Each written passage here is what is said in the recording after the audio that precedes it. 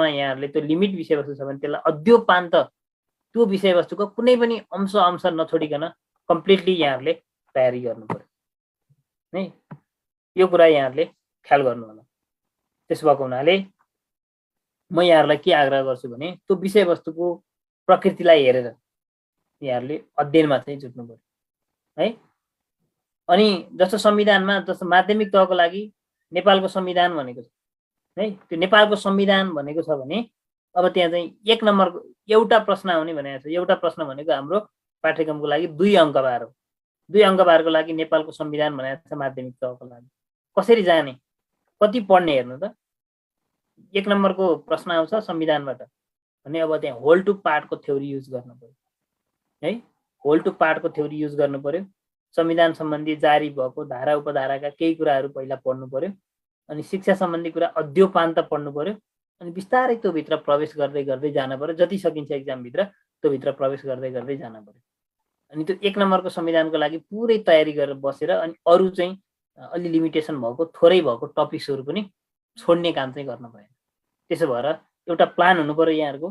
त्यो प्लानमा अङ्कभारको आधारमा त्यो विषयवस्तुको प्रकृतिको आधारमा त्यसलाई चाहिँ यहाँहरूले चाहिँ के गर्नु पर्यो त म्यानेज गर्न पर्यो एक हिसाबले। अनि त्यो म्यानेज गरिसकेपछि अनि तयारी चाहिँ यहाँहरूले गर्नु पर्यो है। तयारी गर्दाखेरि अलि डिटेलमा गएर त्यो काम चाहिँ यहाँहरूले गर्नुपर्छ। ल यति कुरा गरे। अरू सन्दर्भमा पनि फेरि कुन सामग्री कसरी पढ्ने भन्ने सन्दर्भमा मैले कुराकानी फेरि गर्नेछु। ल आज हामी फर्स्ट च्याप्टरबाट सुरुवात गर्दैछौँ हैन। शिक्षक सेवा आयोगको यो तयारी कक्षाको सन्दर्भमा आजबाट हामीले चाहिँ सुरुवात गऱ्यौँ भन्ने सम्झिनु होला। र अहिलेसम्म चाहिँ तपाईँहरूले केही अनौपचारिक सन्दर्भमा पढ्नु भएको थियो वा चाहिँ के गर्नु भएको थियो, यहाँहरूले केही ज्ञान हासिल गर्नु भएको थियो भने पनि अब के गर्नुहोस्, अठोट लिनुहोस् एउटा है। आज फर्स्ट क्लास भयो। अब म आजको कक्षाबाट चाहिँ के गर्छु त एकदम व्यवस्थित ढङ्गले क्लासमा पढेको कुरा मेरो एउटा चाहिँ छुट्टै प्लान अनुसार चाहिँ ढालेर म एउटा छुट्टै वेबाट चाहिँ तयारी गर्छु भन्ने ढङ्गको एक किसिमको चाहिँ तपाईँले माइन्ड मेकअप गर्नुहोस् र त्यसलाई चाहिँ एकदमै व्यवहारमा उतार्ने काम गर्नुहोस् है। यसो गर्नुभयो भने तपाईँलाई सफलता प्राप्त गर्न गाह्रो छैन। धेरै नम्बर अफ क्यान्डिडेट चाहिँ एकदमै धेरै छ, तर तपाईँको मार्क्समा हेर्नुभयो भने अझै पनि हाई कम्पिटिसनको अवस्था चाहिँ छैन नेपालको सन्दर्भमा हेर्दाखेरि। त्यसो भएर यो आग्रह मैले यहाँहरूलाई गरेँ। के छ अब सबभन्दा आधार भनेको पढ्ने आधार भनेको पाठ्यक्रम हो है। अब हामी हाम्रो यो टपिक्सतर्फै प्रवेश गर्छौँ। हाम्रो पढ्ने आधार भनेको पाठ्यक्रम हो। पाठ्यक्रमलाई अद्योपान्त हेर्नु पर्यो। यो च्याप्टर 1 तपाईँले पढ्दै हुनुहुन्छ भने के छ यसमा विषयवस्तु। मावि पढ्दै हुनुहुन्छ भने माविकोले आधारभूत पनि पढ्नुहुन्छ पक्कै। अनि मावि र आधारभूतमा के फरक छ, के समान छ, यहाँबाट कतिवटा प्रश्न आउँछ भन्ने कुरा यहाँहरूले अब के गर्नुपर्छ त डिटेलमा यहाँहरूले जानकारी राख्नुपर्छ है। यति कुरा मैले यहाँहरूलाई अनुरोध गरेँ। अनि यति कुरा आग्रह गरेँ। अब मेरो नाम यहाँहरूले थाहा पाइहाल्नु भएको छ। म महेन्द्र नेउपाने, म त्रिभुवन विश्वविद्यालयमा अध्यापन गर्छु। उपप्राध्यापक हो म त्रिभुवन विश्वविद्यालयको है। अब यो तपाईँहरूलाई यो शिक्षक सेवा आयोगमा विगत 7-8 वर्षदेखि नै भनौँ न, शिक्षक सेवा आयोग खुलेदेखि शिक्षक सेवा आयोग, शिक्षा सेवा, यता विद्यालय निरीक्षक, अनि त्यस पछाडि चाहिँ यो चाहिँ प्रास लगायतका तयारी कक्षाहरूमा सहजीकरण गर्दै आइरहेको छु। म पहिला चाहिँ विद्यालय निरीक्षक नै थिएँ। अनि त्यस पछाडि अहिले चाहिँ विद्यालय निरीक्षक छाडेर चाहिँ यता त्रिभुवन विश्वविद्यालयमा अध्यापन गर्दैछु है। र त्यसो भएर मलाई त्यो शिक्षा सम्बन्धी कुराहरू प्लस अब शिक्षण सम्बन्धी कुराहरू है, शिक्षा सम्बन्धी त्यो ज्ञान पनि र प्लस यताको शिक्षण सम्बन्धी ज्ञान पनि भएको छ। र त्यसलाई उपयोग गर्दै मैले यहाँहरू जस्तै अगाडि पढ्नु भएको साथीहरूलाई पनि सहजीकरण गर्दै आएको छु। ल हेर्नु है त के छ त शिक्षा सम्बन्धी आधारभूत ज्ञानको आधारभूत तहमा के छ। शिक्षाको परिचय र नेपालको शैक्षिक विकास भन्ने यसको चाहिँ शीर्षक छ। 1.1 मा के भनेको छ आधारभूत तहको पाठ्यक्रममा भने शिक्षाको अर्थ, परिभाषा, स्वरूप, उद्देश्य र कार्यहरू भनेको छ। अर्को नेपालको आधुनिक शैक्षिक इतिहास भनेको छ भन्छ। अनि अर्को शैक्षिक सङ्गठन र संरचना भनेको छ है। यति कुरा भनेको छ भने अब त्यस पछाडि अर्को माध्यमिक तहमा के भनेको छ भने शिक्षाको स्वरूप, उद्देश्य र कार्यहरू भनेको छ है। शिक्षाका आधुनिक प्रवृत्तिहरू भनेको छ अर्को टपिक्स। र अर्को नेपालको आधुनिक शैक्षिक इतिहास भनेर भनेको छ है। यति कुरा हामीलाई चाहिँ के गरेको छ पाठ्यक्रमले बताएको छ। अब के छ त माध्यमिक र आधारभूत तहको लागि समान विषय शिक्षाको स्वरूप, उद्देश्य, कार्य नेपालको आधुनिक शैक्षिक इतिहास भन्ने दुईटै तहका लागि पढ्न पर्यो। जो माध्यमिक तहका लागि मात्रै पढ्नुहुन्छ उहाँहरूले शिक्षाको आधुनिक प्रवृत्ति भन्ने थप पढ्न पर्यो।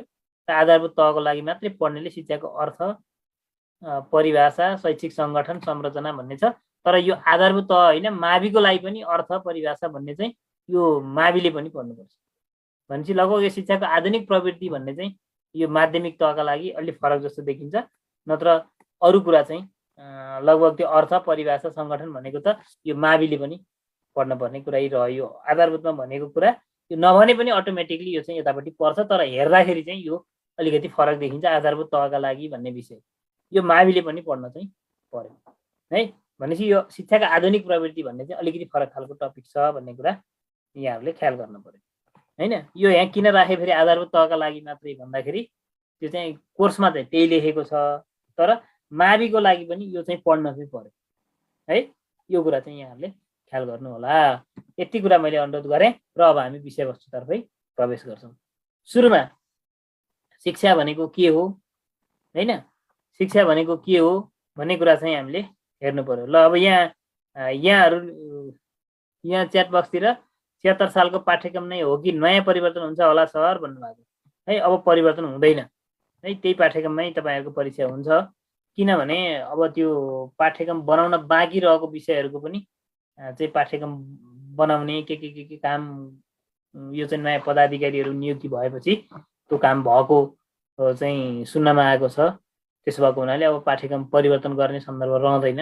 यो पाठ्यक्रम प्रकाशन गरिसकेपछि 76 सालमा जब यो पाठ्यक्रम प्रकाशन भयो त्यसपछि यो परीक्षा पनि भएको छैन।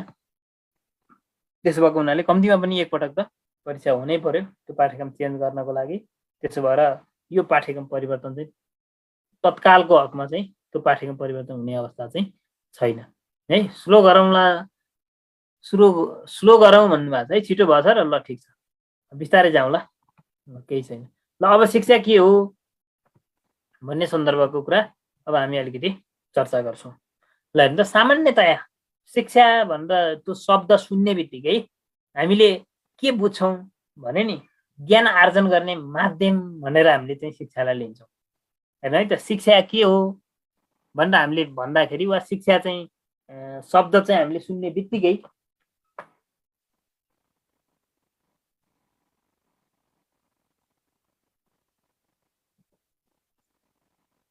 एउटा चाहिँ ज्ञानमा आर्जन गर्ने माध्यम भनिन्छ।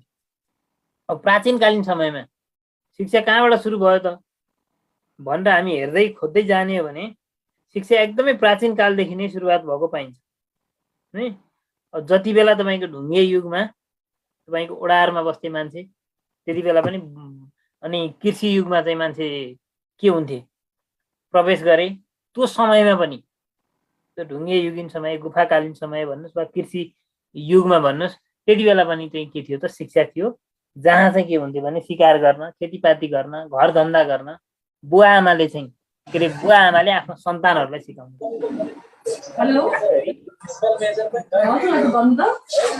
खास गरी तपाईँको चाहिँ आफ्ना चाहिँ कसले त बुवा आमाहरूले आफ्नो सन्तानहरूलाई चाहिँ शिक्षा दिनलाई चाहिँ सिकाउने काम गर्थे। मूलत बाबुले छोरालाई र आमाले छोरीलाई चाहिँ आफ्नो दैनिक काम र व्यवहारहरूका चाहिँ सिपहरू हस्तान्तरण गर्ने सन्दर्भबाट शिक्षाको चाहिँ विकास भएको पाइन्छ। तर बिस्तारै बिस्तारै बिस्तारै के भयो भने समाज अलि जटिल भयो। एउटा परिवारमा मात्रै चाहिँ शिक्षा सीमित रहेन।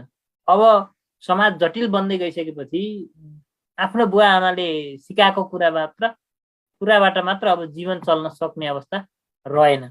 त्यो अवस्था नरहिसकेपछि अब के रह्यो, के भयो भन्नुहुन्छ भने अब त्यो शिक्षा चाहिँ व्यवस्थित ढङ्गले ज्ञानलाई चाहिँ व्यवस्थित गरेर शिक्षा दिने एउटा संस्थाको चाहिँ आवश्यकता पर्न गयो र त्यो आवश्यकता पूर्तिका लागि अब चाहिँ एउटा संस्थाको आवश्यकता भयो। त्यो आवश्यकता पुरा गर्नको लागि अब के भयो त तपाईँको विद्यालयको शिक्षाको चाहिँ सुरुवात भयो।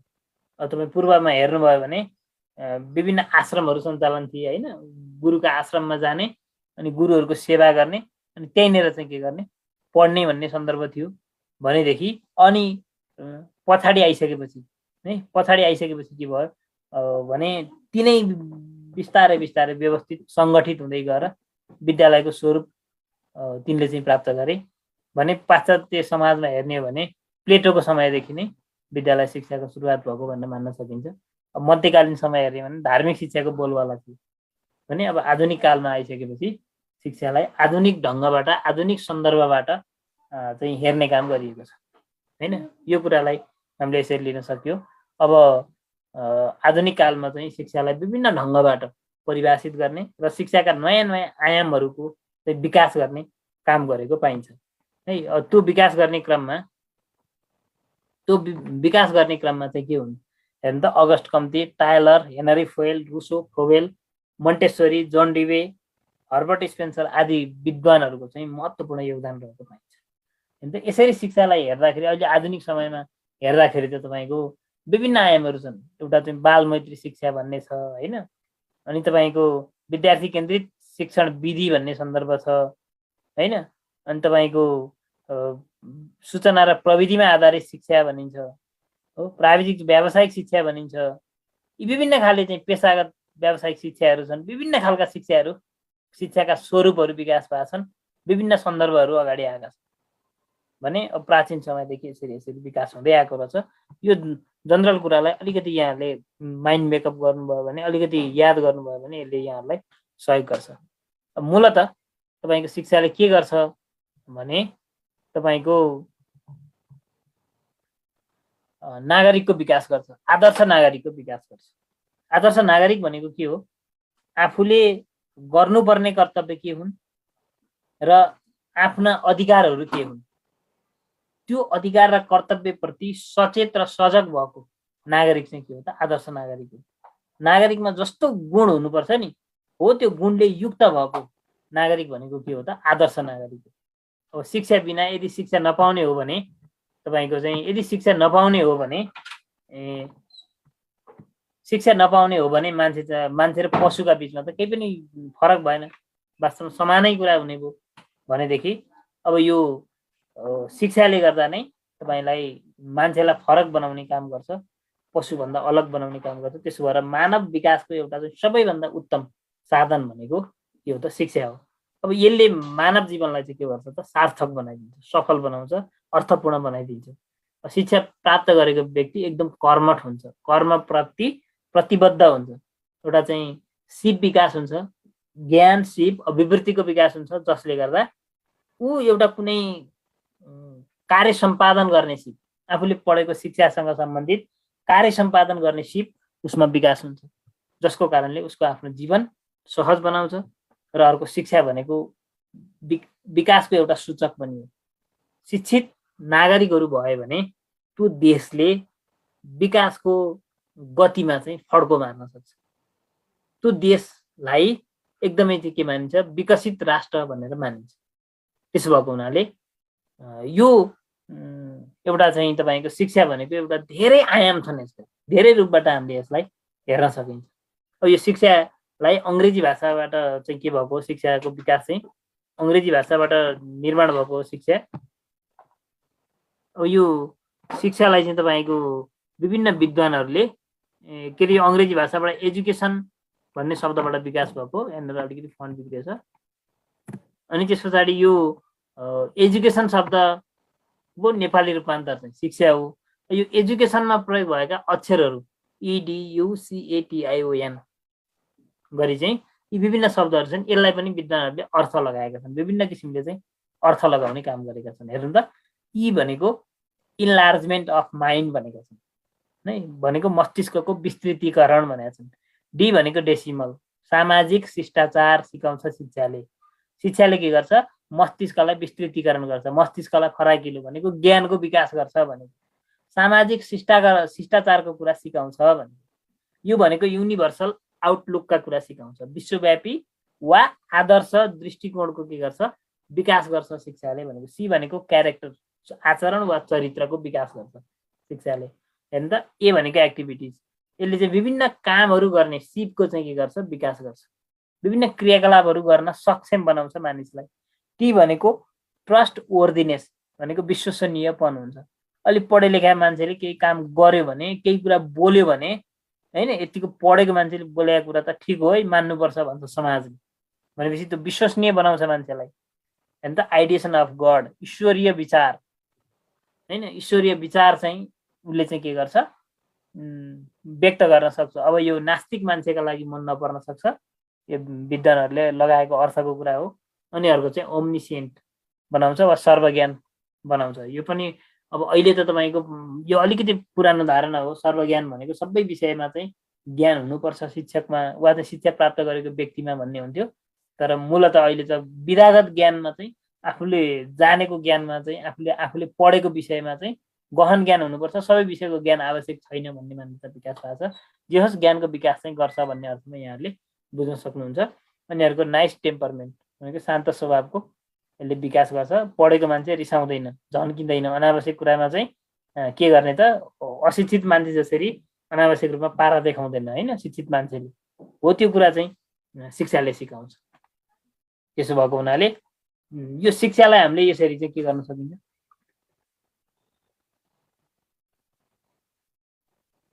त्यो कुरालाई चाहिँ यहाँहरूले चाहिँ के गर्नु होला, ख्याल गर्नु होला है। अब यसपछि अब यो शाब्दिक अर्थ अब हेर्नुहोस् है, हामी जनरल कुराबाट तपाईँहरूलाई कन्सेप्ट निर्माण गर्दै गर्दै गर्दै मैले यहाँहरूलाई अगाडि बढाएको छु। ल अब हामी बिस्तारै विषयवस्तुतर्फ प्रवेश गरेका छौँ। शिक्षालाई अङ्ग्रेजी भाषामा यो म बल के आएको यो एजुकेसन भनेको है, यो फन्ट बिग्रिएर छ। यो शिक्षालाई चाहिँ के भनिन्छ अङ्ग्रेजी भाषामा चाहिँ एजुकेसन भनेर भनिन्छ। यो फन्ट के भएर बिग्रिएछ? शिक्षालाई चाहिँ के गरिन्छ त अङ्ग्रेजी भाषामा एजुकेसन भनिन्छ। यो एजुकेसन भन्ने शब्द चाहिँ तपाईँको ल्याटिन भाषाको एडुकेटम, एडुकेयर र एडुकेयर त्यो तीनवटा शब्दहरूबाट बनेको भनिन्छ। इडियुसिएटियुएम यो ख्याल गर्नुहोस् है, यो शाब्दिक अर्थ चाहिँ सिएआरई छ एउटा एडुकेयरमा, एउटा सिएआरई एउटा सिइआरई। अब ल हेर्नुहोस् यसको अर्थ के हो भन्ने कुरा अब यहाँ अलिकति यहाँहरूले ख्याल गर्नु होला। ई प्लस डुकेटम भन्ने छ है, अर्को ई प्लस डुकेयर, ई प्लस डुकेयर भन्ने छ। लगभग एउटै अर्थ छ नै, लगभग एउटै अर्थ हो। ई को अर्थ इन्टरनल, हेर्नु है यो एडुकेटममा चाहिँ इन्टरनल वा भित्री भन्ने अर्थ लगाइएको छ भने अब यो डुकेयर र डुकेयर भएको ठाउँमा चाहिँ एडुकेयर दुईटा एडुकेयरमा चाहिँ आउट अफ वा बाहिर ल्याउनु भन्ने अर्थ लगाइएको छ। हेर्नु है ईको मात्रै अर्थ पहिला हेर्नुभयो भने त्यसरी लगभग त्यहाँ पनि आउट अफ बाहिर ल्याउनु भन्ने छ भनेको ईको अर्थ के रहेछ त इन्टरनल शक्तिलाई बाहिर ल्याउनु भन्ने अर्थ वा चाहिँ भित्री शक्ति भन्नु न वा चाहिँ बाहिर ल्याउनु भन्ने अर्थ। अब त्यस पछाडि केटमको अर्थ चाहिँ इन्टरनल, केटमको अर्थ के त टु लिड भनेको internal force out of mind, अगाडि बढाउने अग्रसर बढाउने इन्टरनल फोर्सलाई चाहिँ बाहिर ल्याउनु, मस्तिष्कबाट बाहिर निकाल्ने हो। यस आधारमा एडुकेटमको शाब्दिक अर्थ act of teaching or to train भन्ने हुन्छ।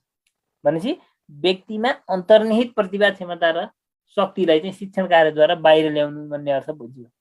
अब एडुकेयरको हेरौँ to lead out or draw out भन्ने हुन्छ, अगाडि बढ्नु अग्रसर हुनु। एडुकेयरको अर्थ to educate, to bring up, to raise or भन्ने हुन्छ, टु राइज भन्ने हुन्छ।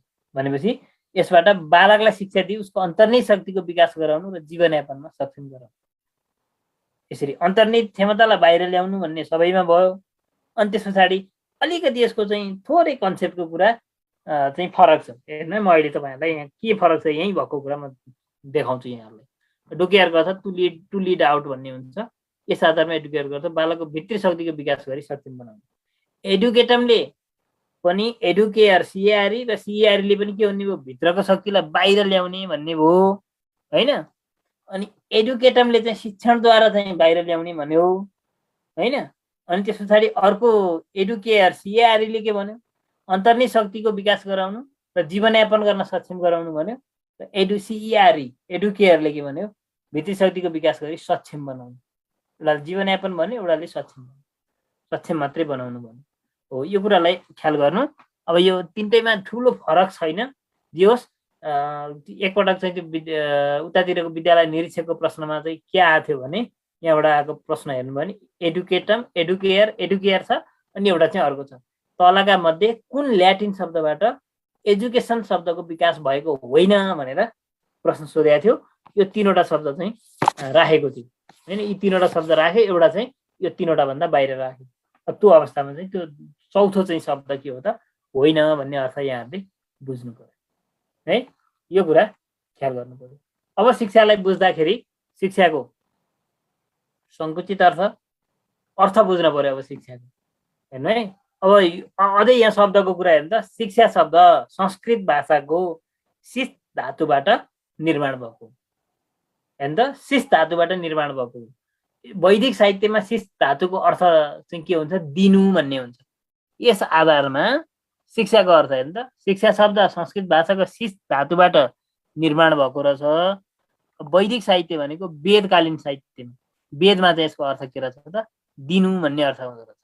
भनेपछि यस आधारमा शिक्षा शब्दको अर्थ भनेको व्यक्तिलाई चाहिँ ज्ञान र सिप दिनु वा सिकाउनु भन्ने अर्थ हुँदो रहेछ। भनेपछि शिक्षाको अर्थ ज्ञान वा सिप दिनु वा सिकाउनु भन्ने अर्थ हुँदो रहेछ। यो कुरा यहाँले ख्याल गर्नु। नेपाली भाषामा शिक्षालाई विद्या पनि भनिन्छ। विद्या शब्द संस्कृत भाषाको विद धातुबाट विकास भएको। संस्कृत भाषामा विद धातुको अर्थ चाहिँ जान्नु भन्ने हुन्छ। यस आधारमा विद्या शब्दको अर्थ चाहिँ ज्ञान भन्ने हुन्छ। जान्नु भनेको त के त, केही कुरा जान्नु। के जान्नु त भन्दा ज्ञान जान्नु हैन, ज्ञान हासिल गर्नु भन्ने अर्थमा हामीले दिन सकियो। अब त्यसपछि शिक्षाको संकुचित अर्थको बारेमा हामी हेरौँ है। शिक्षाको अर्थका सन्दर्भमा शाब्दिक अर्थको कुरा चर्चा गऱ्यौँ हामीले। संकुचित अर्थ भनेको के, व्यापक अर्थ र विश्लेषणात्मक अर्थ। संकुचित, व्यापक, विश्लेषणात्मक, यो 3वटा वे कोणबाट अब हामीले अर्थलाई हेर्नु पर्यो। मूलत 4वटा हो, एउटा शाब्दिक, संकुचित, व्यापक र विश्लेषणात्मक गरेर यो कोणबाट हामीले हेर्ने हो। ल अब हेर्नु संकुचित अर्थ। संकुचित भनेको के हो, संकुचित भन्ने शब्दले नै वास्तवमा सीमित भन्ने अर्थ दिन्छ हैन। त्यो चाहिँ व्यापक नभइकन सीमित भएको भन्ने कुरा यहाँनिर बोध हुन्छ।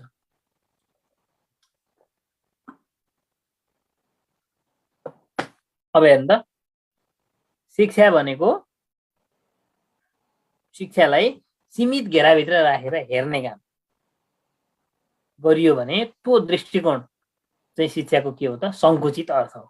अब विद्यालय वा शैक्षिक संस्थामा गएर खास गरी चाहिँ कक्षा कोठाभित्र लिने शिक्षा हैन, खास गरी कक्षा कोठाभित्र लिने ज्ञान र सिपलाई मात्रै शिक्षा मान्ने दृष्टिकोणलाई शिक्षा भनियो भने त्यो चाहिँ शिक्षाको संकुचित अर्थ भइदियो। ल हेर्नु त, यदि तपाईले के गर्नुभयो, विद्यालयमा गएर कक्षा कोठाभित्र गएर पढेको व्यक्ति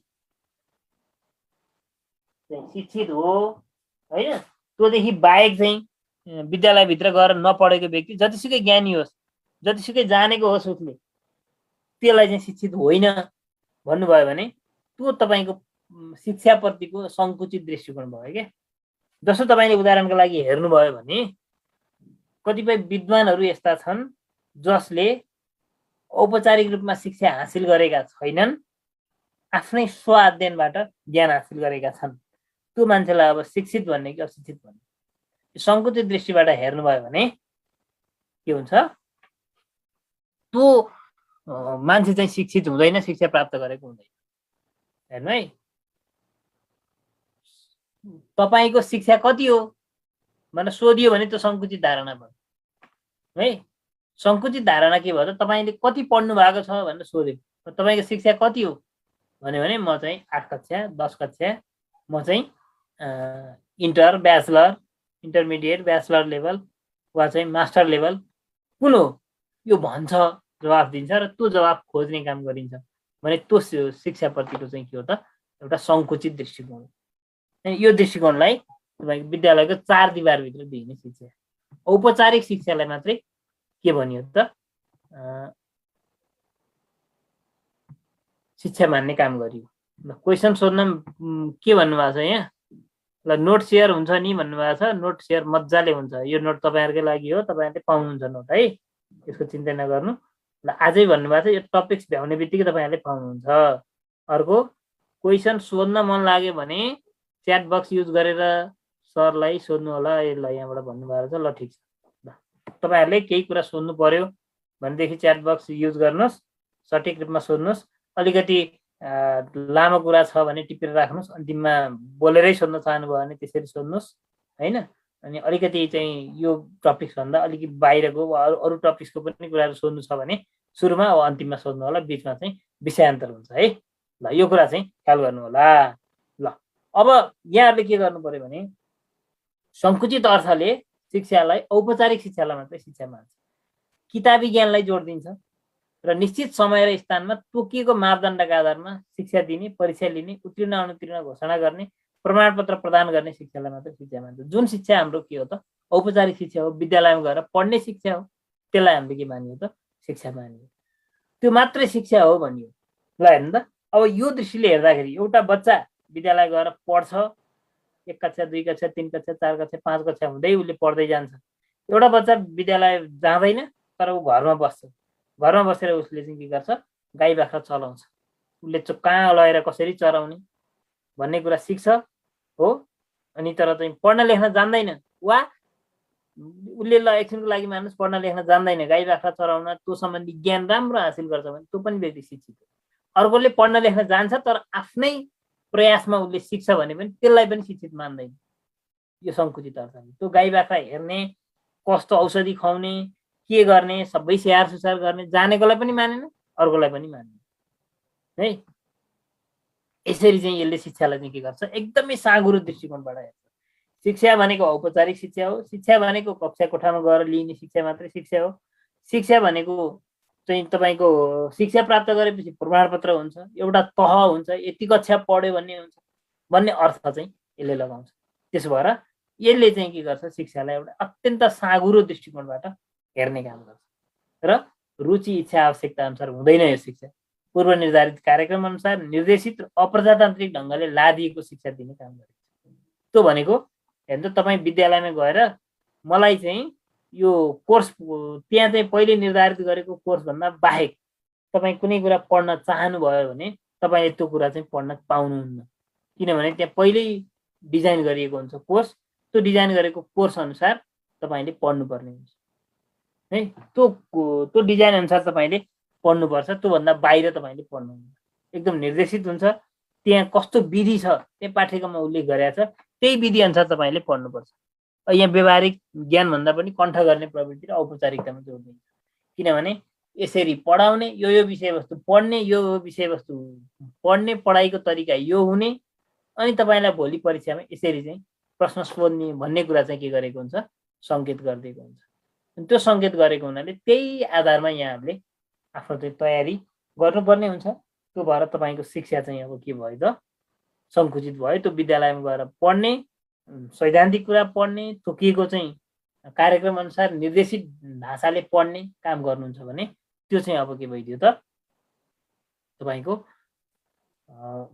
शिक्षाप्रतिको सङ्कुचित धारणा भइदियो। अब यसले के गर्छ व्यक्तिले आफ्नो शिक्षाको बारेमा सोधेको प्रश्नको उत्तरमा आइएड बिएड एमएड भनेर उत्तर दिन्छ भने त्यो शिक्षाको सङ्कुचित अर्थ। टी रेमन्डको अनुसार किताबी ज्ञान, प्रमाणपत्रमुखी ज्ञान र जागिरे शिक्षा भन्ने धारणा शिक्षाको सङ्कुचित अर्थसँग सम्बन्धित रहेको छ है। उनले चाहिँ किताबी ज्ञान बुकिस नलेज भनेका छन् शिक्षालाई, र प्रमाणपत्रमुखी ज्ञान र जागिरे शिक्षा। हेर्नु त शिक्षा के को लागि पढ्ने, के को लागि लिने शिक्षा भन्दा किताबको ज्ञान जान्नको लागि। किन लिने शिक्षा प्रमाणपत्र लिनको लागि, किन लिने शिक्षा भन्दा जागिर पाउनको लागि भनेर बुझियो भने त्यो शिक्षाप्रतिको एउटा सङ्कुचित दृष्टिकोण हो। वास्तवमा हेर्नु त किताबको ज्ञान जान्नलाई वा चाहिँ प्रमाणपत्र प्राप्त गर्नलाई र जागिर खानलाई हो शिक्षा लिने होइन। शिक्षा लिनु भनेको त शिक्षाको माध्यमबाट सिकाइ हासिल गरी आफ्नो व्यवहारमा परिवर्तन ल्याउने, आफ्नो समाजमा व्यक्तिलाई समायोजन गराउने, एउटा चाहिँ असल आदर्श नागरिक बनाउने र उसलाई चाहिँ सक्षमताका साथ आफ्नो जीवन निर्वाह गर्न सक्ने बनाउने हो। त्यसका लागि सक्षम बनाउनका लागि के गरिन्छ त शिक्षा दिइन्छ। त्यो कुरालाई यसले जुन वास्तविक अर्थ हो शिक्षाको त्यसलाई चाहिँ यसले समेट्न सकेन। निश्चित उमेर हुन्छ, निश्चित चाहिँ योग्यता चाहिन्छ त्यहाँ प्रवेश गर्नलाई, निश्चित समयमा गएर तोकिएको समयमा गएर उसले के गर्न पर्यो अध्ययन गर्न पर्यो, पढ्न पर्यो, अनि उसले तोकिएको पद्धतिबाट उसले के गर्न पर्यो परीक्षा दिन पर्यो, त्यसलाई चाहिँ उत्तीर्ण हुन पर्यो भन्ने जस्ता सन्दर्भहरूलाई जोड दिने काम यो शिक्षाको चाहिँ सङ्कुचित अर्थले गर्छ। त्यसो भएर यो वास्तविक अर्थभन्दा फरक छ। यसले चाहिँ के गर्दैन शिक्षाको वास्तविक अर्थलाई समेट्दैन शिक्षाप्रतिको एउटा साँघुरो दृष्टि हो। त्यही भएर यसलाई चाहिँ हामीले सङ्कुचित अर्थका रूपमा लिने काम गरियो है। यो कुरालाई यहाँहरूले ख्याल गर्नु होला। अब शिक्षाको व्यापक अर्थ भनेको के हो भन्ने कुरा अब थोरै म चर्चा गर्छु। अन्त शिक्षाको वास्तविक अर्थ पनि भनिन्छ यसलाई। शिक्षा भनेको एउटा ज्ञान आर्जनको प्रक्रिया हो भनियो भने त्यो चाहिँ के हो त एउटा शिक्षा हो भनियो। ज्ञान आर्जनको प्रक्रियालाई शिक्षा मानियो भने त्यो शिक्षाको अब व्यापक अर्थ भयो। हेर्नु है, शिक्षा भनेको एउटा चाहिँ के हो त ज्ञान आर्जनको प्रक्रिया हो भन्ने। त्यो प्रक्रिया जस्तोसुकै होस्, सरकार भएन, चाहे औपचारिक होस् चाहे अनौपचारिक होस्, वा चाहे नियमित होस् चाहे अनियमित होस्, वा प्रत्यक्ष दूर जस्तोसुकै माध्यमबाट वा खुला दूर तथा खुला जुनसुकै तरिकाबाट तपाईँले सिक्नुहोस्, त्यो ज्ञान आर्जनको प्रक्रियालाई शिक्षा मानियो भने त्यसलाई चाहिँ शिक्षाको के भनियो त व्यापक अर्थ भनेर भन्न सकियो।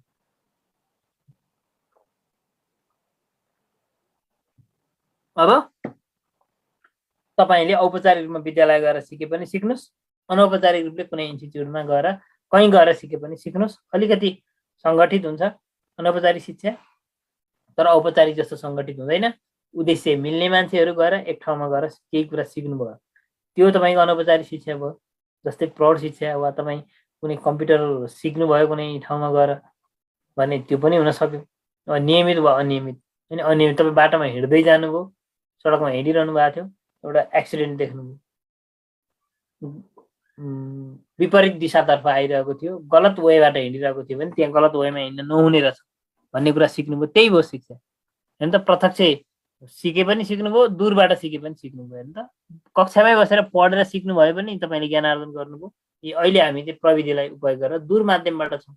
तपाईँ कहाँ हुनुहुन्छ, म कहाँ छु, होइन म काठमाडौँ छु, तपाईँहरू कतिजना काठमाडौँ हुनु होला, कतिजना चाहिँ काठमाडौँभन्दा बाहिर हुनुहुन्छ भनेपछि जसरी लिए पनि ज्ञान सिक्ने कुरा चाहिँ मुख्य हो।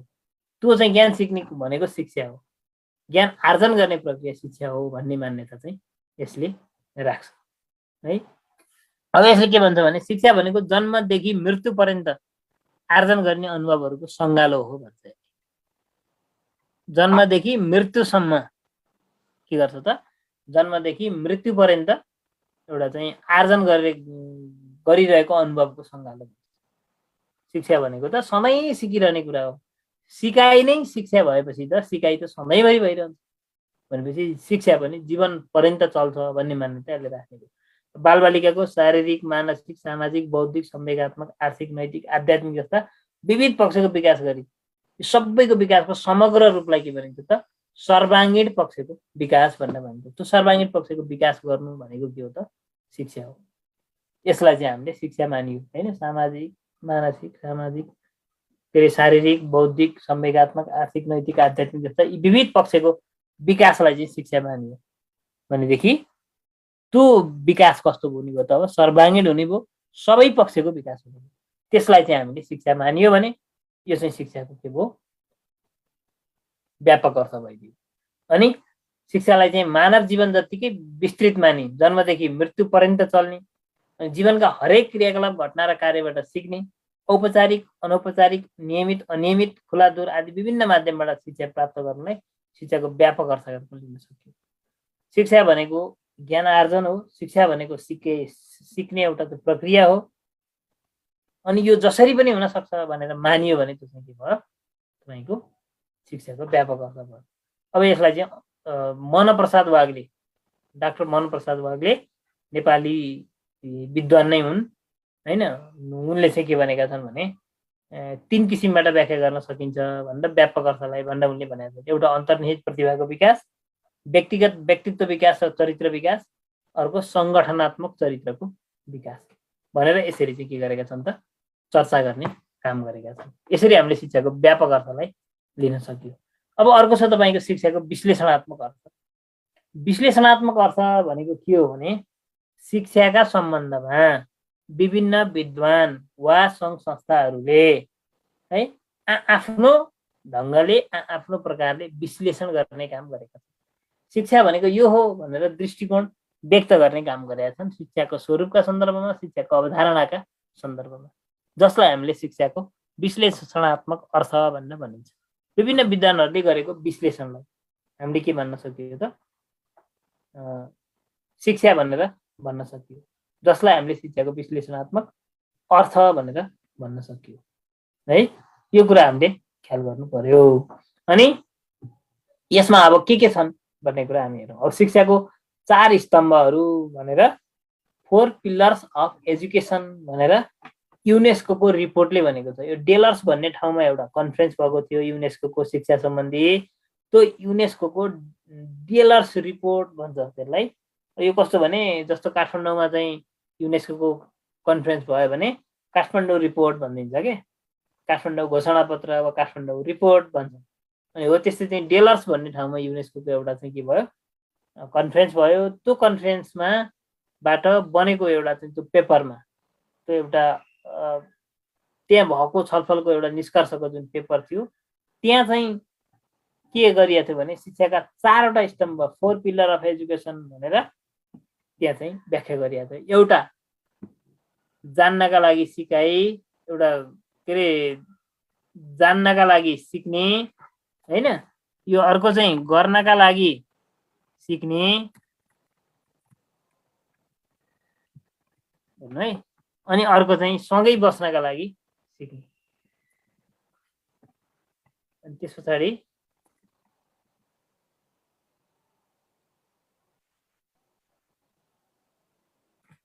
यहाँ एउटा चाहिँ फेरि यहाँ एउटा के भएर रहेछ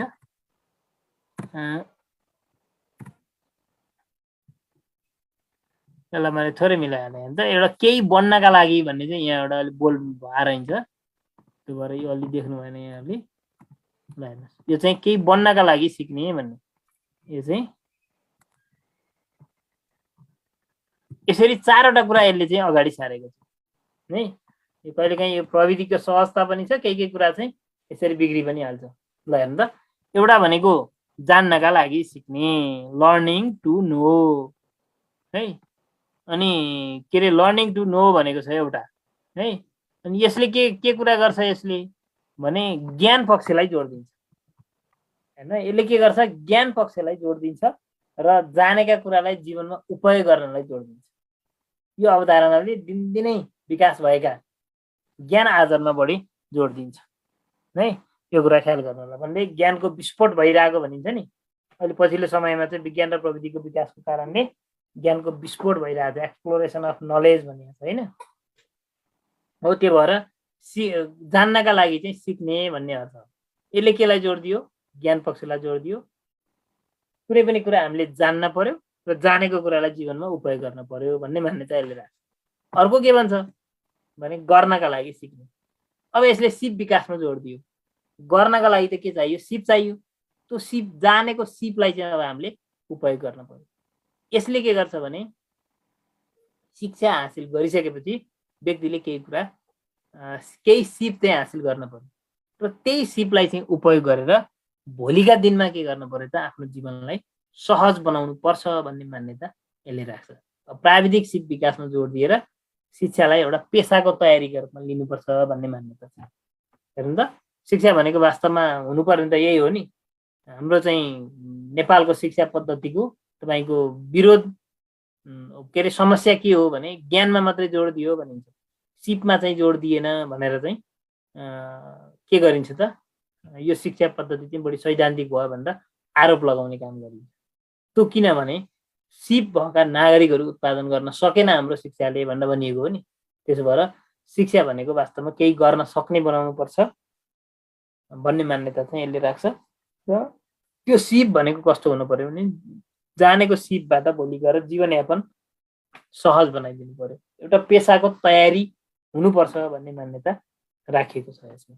अब अर्को चाहिँ केही हुनका लागि वा केही बन्नका लागि सिक्ने, लर्निङ टु बी भन्छ है। लर्निङ टु डु भन्छ गर्नका लागि, अनि अर्को लर्निङ टु नो भन्छ जान्नका लागि, अर्को लर्निङ टु लिभ टुगेदर भन्छ घरको सँगै बस्नका लागि। अङ्ग्रेजीमा पनि प्रश्न सोधेको थियो है यो उसमा चाहिँ विद्यालय निरीक्षकको परीक्षामा, यो जान्नु होला यो कुन केसँग सम्बन्धित छ भन्ने कुरा पनि सोध्छ।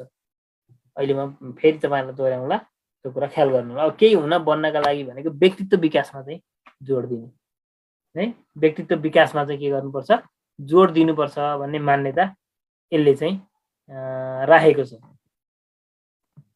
ल फुल स्क्रिन भन्नुभएको छ। ल म यसलाई फुल स्क्रिन एडिट गर्न बनाएको थिएँ।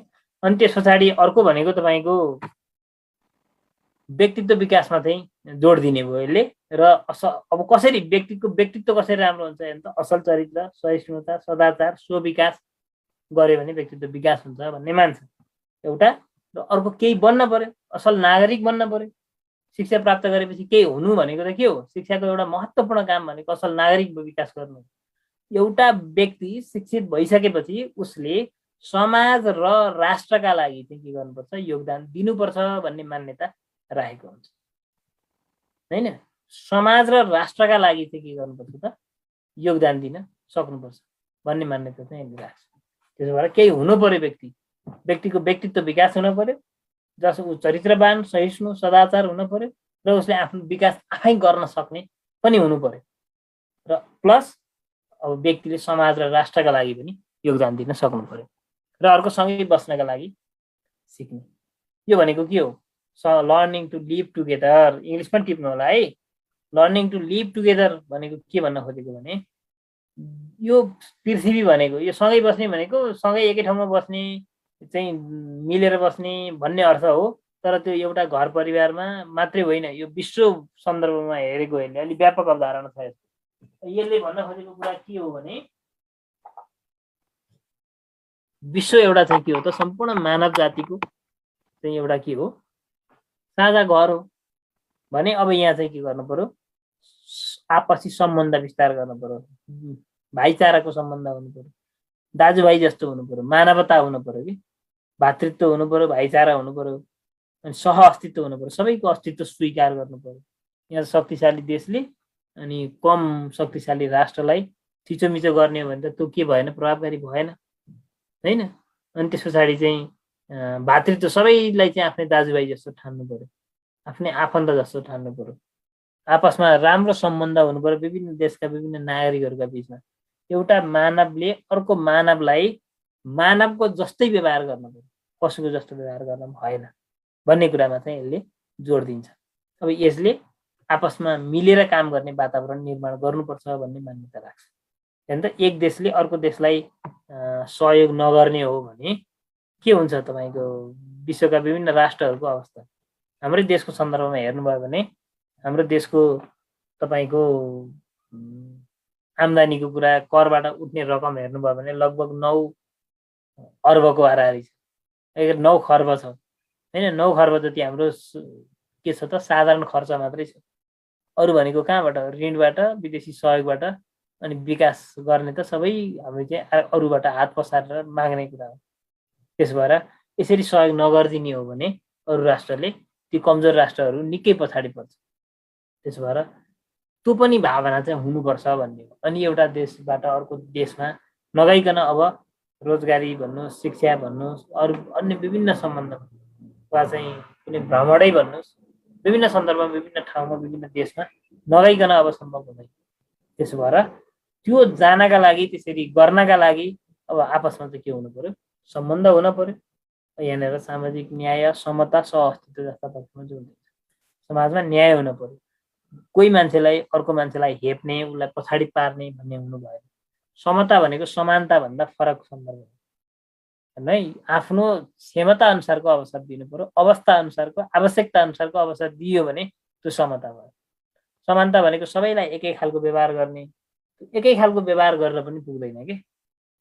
जस्तै तपाईँको कुनै एउटा दौड प्रतियोगिता तपाईँले गराउनुहुन्छ भने त्यहाँ चाहिँ अलिकति कमजोर भएका, खुट्टा कमजोर भएका वा व्हिल चेयरमा हिँड्ने मान्छेहरू छन् भने तिनलाई र अनि सबै देशले सक्षम मान्छेलाई एकै ठाउँमा दौडाएर भयो त भएन। व्हिल चेयर प्रतियोगिता राख्न सक्नुभयो, अझै त्यस्तै क्षमता भएका मान्छेहरूलाई अर्को कुनै प्रतियोगिता गराउन सक्नुभयो भने त्यो चाहिँ के भयो त? समता भयो। यस्तो कुरालाई चाहिँ यसले जोड दिन्छ। फेरि एकचोटि याद गर्नुहोस् त, जान्नका लागि सिक्ने, लर्निङ टु नो हैन। यो चाहिँ केसँग? ज्ञान पक्षसँग सम्बन्धित भयो। लर्निङ टु डु, गर्नका लागि सिक्ने हैन, गर्नका लागि सिक्ने, लर्निङ टु डु, यसले सिप विकासमा जोड दियो। अनि अर्को लर्निङ टु बी, केही हुनका लागि वा बन्नका लागि सिक्ने, व्यक्तित्व विकासमा जोड दियो। अनि त्यस पछाडि अर्को तपाईँको हेर्नु भने सँगै बस्नका लागि सिक्ने, यसले चाहिँ लर्निङ टु लिभ टुगेदर, यो चाहिँ केसँग सम्बन्धित भयो? यो चाहिँ आपसी सम्बन्धसँग यसले चाहिँ यो चाहिँ आपसी सम्बन्ध भाइचारा भातृत्वसँग यो चाहिँ सम्बन्धित रह्यो। यति कुरा यहाँहरूले चाहिँ के गर्नु होला, ख्याल गर्नु होला। यसबाट पटक पटक प्रश्न सोधेको छ विद्यालय निरीक्षकमा। अब हाम्रो शिक्षक सेवामा त know to do for be and live together, ल ठिक छ, उहाँले चाहिँ एउटा चाहिँ फर्मुला जस्तो बनाउनु भयो, ल ठिक छ दिपकजीले है, ल ठिक छ। अब यसलाई सम्झिने तरिकाहरू विभिन्न छन्। यसलाई तपाईँले 4वटा त त्यति धेरै फर्मुला बनाउनु पर्छ जस्तो लाग्दैन मलाई। त्यो पनि बनाउनुहोस्, त्यो बनाउनु भयो भने सजिलो हुन्छ। यसलाई एकदम क्लियरली जान्नु होला है। यहाँबाट ठ्याक्क अब्जेक्टिभ क्वेसन सोध्न सजिलो हुने ठाउँ हो। हामीले पढ्दाखेरि कन्टेन्ट पढ्दाखेरि के कुरा ख्याल गर्ने हो भने, ल यो कुरा तपाईँहरूले के गर्ने हो भने कन्टेन्ट पढ्दाखेरि कसरी सोध्न सक्छ अब्जेक्टिभ प्रश्न भनेर पनि पढ्नुपर्छ कि। पुरै कथाबाट त सोध्दैन। सोध्छ भने त अब्जेक्टिभ क्वेसन हुन पर्यो, 4वटा अप्सन बनाउनु पर्यो। त्यसो भएर त्यो दृष्टि पनि ठ्याक्क हेर्नु होला। यहाँनिर के क्वेसन बन्न सक्ला त भनेर हेर्नु होला। हेर्नु त, कुनले तलका मध्ये कुनले ज्ञान पक्षलाई जोड दिन्छ, तलका मध्ये कुनले सिप पक्षलाई जोड दिन्छ, तलका मध्ये कुनले चाहिँ सहअस्तित्व आपसी सम्बन्धलाई चाहिँ जोड दिन्छ, व्यक्तित्व विकासलाई तलका मध्ये कुनले जोड दिन्छ। डेलर्स रिपोर्टले युनेस्को डेलर्स रिपोर्टले प्रस्तुत गरेको शिक्षाका 4 स्तम्भमा तलका मध्ये कुन पर्दैन, 3टा यही राखिदियो, एउटा चाहिँ अर्कै राखिदियो, यस्तै बनाएर राखिदियो। अनेदेखि त्यो पनि छुट्याउन जान्नु। त्यसो भएर यसलाई चाहिँ तपाईँले हेर्नु होला। यो शिक्षा त्रिमुखी प्रक्रिया हो भन्ने छ। हैन त, शिक्षा त्रिमुखी प्रक्रिया भन्ने अर्को चाहिँ कन्सेप्ट छ। यो त्रिमुखी प्रक्रियाको अवधारणा भन्दा पहिला एकमुखी प्रक्रिया भन्यो भने केलाई जान्ने, केलाई जोड दिने भन्ने चाहिँ हेर्नु होला। एकमुखी प्रक्रिया भनेको शिक्षक र विद्यार्थी मध्ये एउटालाई मात्रै जोड दिने। जस्तो आदर्शवादी प्रकृतिवादी दर्शनलाई एकमुखी प्रक्रिया भन्न सकियो हैन। आदर्शवादी शिक्षा र अर्को प्रकृतिवादी शिक्षा, जसलाई हामीले एकमुखी भन्न सकियो। आदर्शवादीले शिक्षकलाई केन्द्र मान्छ, प्रकृतिवादीले विद्यार्थीलाई चाहिँ शिक्षणको चाहिँ केन्द्र मान्छ। त्यो कुरा यहाँले ख्याल गर्नु होला। अनि अर्को छ द्विमुखी प्रक्रिया भन्ने। दुईमुखी प्रक्रिया शिक्षक र विद्यार्थी मध्ये कुनै एउटालाई जोड दिने भन्ने अर्थ बुझ्नुहोस्। यो पनि बुझ्दाखेरि राम्रो भयो। अब त्रिमुखी प्रक्रिया कसैले जोन डिवे भनेको छ है। यसको प्रतिपादक चाहिँ जोन डिवे होइन, यो चाहिँ जेई एडम्सन हो। यो कुरा चाहिँ ख्याल गर्नु होला है। अनि यसमा चाहिँ के हुन्छ भने उनले पनि भनेका छन्, तर पहिला चाहिँ जोन डिवेले भन्दा पहिला चाहिँ जेई एडम्सनले भनेका हुन्। त्यो भएर प्रतिपादक चाहिँ को हुन्छ, जेई एडम्सन नै हुन्। यो कुरालाई चाहिँ ख्याल गर्नु होला। ल, उनले चाहिँ के भनेका छन् भने व्यक्तिले सम्बन्ध राख्नुपर्ने विश्व, संसार वा प्रकृति हैन भन्छ। एउटा के भयो, विश्व, प्रकृति, समाज र नैतिकता गरेर 3 प्रकारका हुन्छन्। त्यसो भएर शिक्षा भनेको के हो, त्रिमुखी प्रक्रिया हो भनेर भनेका छन् हैन त। विश्व भने पनि भयो, संसार भने पनि भयो, प्रकृति भने पनि भयो, जे भने पनि, वा विश्व प्रकृति भने पनि भल्ला तपाईहरुको परीक्षामा त्यसलाई चाहिँ ख्याल गर्नु होला। अनि त्यसपछि अर्को समाज र नैतिकता गरेर यी पक्षहरू चाहिँ, यी 3वटा पक्ष चाहिँ शिक्षासँग सम्बन्धित कुरा हुन्। त्यसो भएर शिक्षा चाहिँ त्रिमुखी प्रक्रिया हो भनेर जेई एडम्सनले भनेका छन्। त्यसपछि अर्को हेर्नुभयो भने जोन डिवेले पनि शिक्षाको सन्दर्भमा चाहिँ उनले के गरेका छन्, चर्चा गरेका छन् हैन। अनि जोन डिवेले के भने शिक्षा त्रिमुखी प्रक्रिया हो भन्ने चर्चा गरे र उनले चाहिँ शिक्षक, समाज र विद्यार्थी गरेर 3वटा पक्षहरू चाहिँ समाजमा भएकाले शिक्षा चाहिँ त्रिमुखी प्रक्रिया हो बन्न जान्छ भन्ने कुरा चाहिँ उनले चर्चा गरेका छन् है। यसरी हामीले शिक्षालाई त्रिमुखी प्रक्रिया भनेर चिन्न सकियो। हेर्नु है, अब यहाँबाट आउन सक्ने प्रश्नहरू जस्तो एकमुखी प्रक्रिया भन्यो भने यो पनि जान्नुहोस्। एकमुखी भन्यो भने शिक्षक र विद्यार्थी मध्ये एउटालाई जोड दिने। आदर्शवादी शिक्षकलाई जोड दियो, प्रकृतिवादी दर्शनले केलाई जोड दियो, विद्यार्थीलाई जोड दियो भने द्विमुखी प्रक्रियामा शिक्षक र विद्यार्थी मध्ये दुवैलाई समान भूमिका दिने काम गर्छ। त्रिमुखी प्रक्रिया भन्यो भने यो अवधारणाका प्रतिपादक चाहिँ जेई एडम्सन हुन् भन्ने ख्याल गर्नुहोस्। अनि उनले भनेको कुरा प्रकृति, समाज र नैतिकता वा विश्व, समाज र नैतिकता भन्ने कुरा रह्यो, 3वटा पक्ष। अनि जोन डिवे भन्ने अर्का विद्वान छन्, उनले पनि शिक्षालाई त्रिमुखी प्रक्रियाका रूपमा चर्चा गरेका छन्। उनले भनेको तीनवटा चाहिँ पक्षहरू के हुन् त भने शिक्षक, समाज र विद्यार्थी। शिक्षक, समाज र विद्यार्थी, यो कुरा चाहिँ ख्याल गर्न। उनले भनेको कुरा हुनुपर्छ है। फेरि त्यहाँनिर शिक्षक, विद्यार्थी, पाठ्यक्रम भन्नु होला, फेरि त्यो राखिदिन्छ अप्सनमा। अनि यसो हेर्दा त हो कि जस्तो लाग्छ, शिक्षक र विद्यार्थी हुन्छन्, त्यो पाठ्यक्रममा आधारित भएर छलफल गर्छन् भन्ने लाग्न सक्छ। तर उनले भनेको कुरा हुनु पर्यो नि, यो विद्वानले भने परिभाषामा है, त्यो कुरा चाहिँ ख्याल गर्नु होला। यो कुरा चाहिँ ख्याल गर्नु होला। ल अब यसपछि अर्को एउटा चर्चा गरौँ।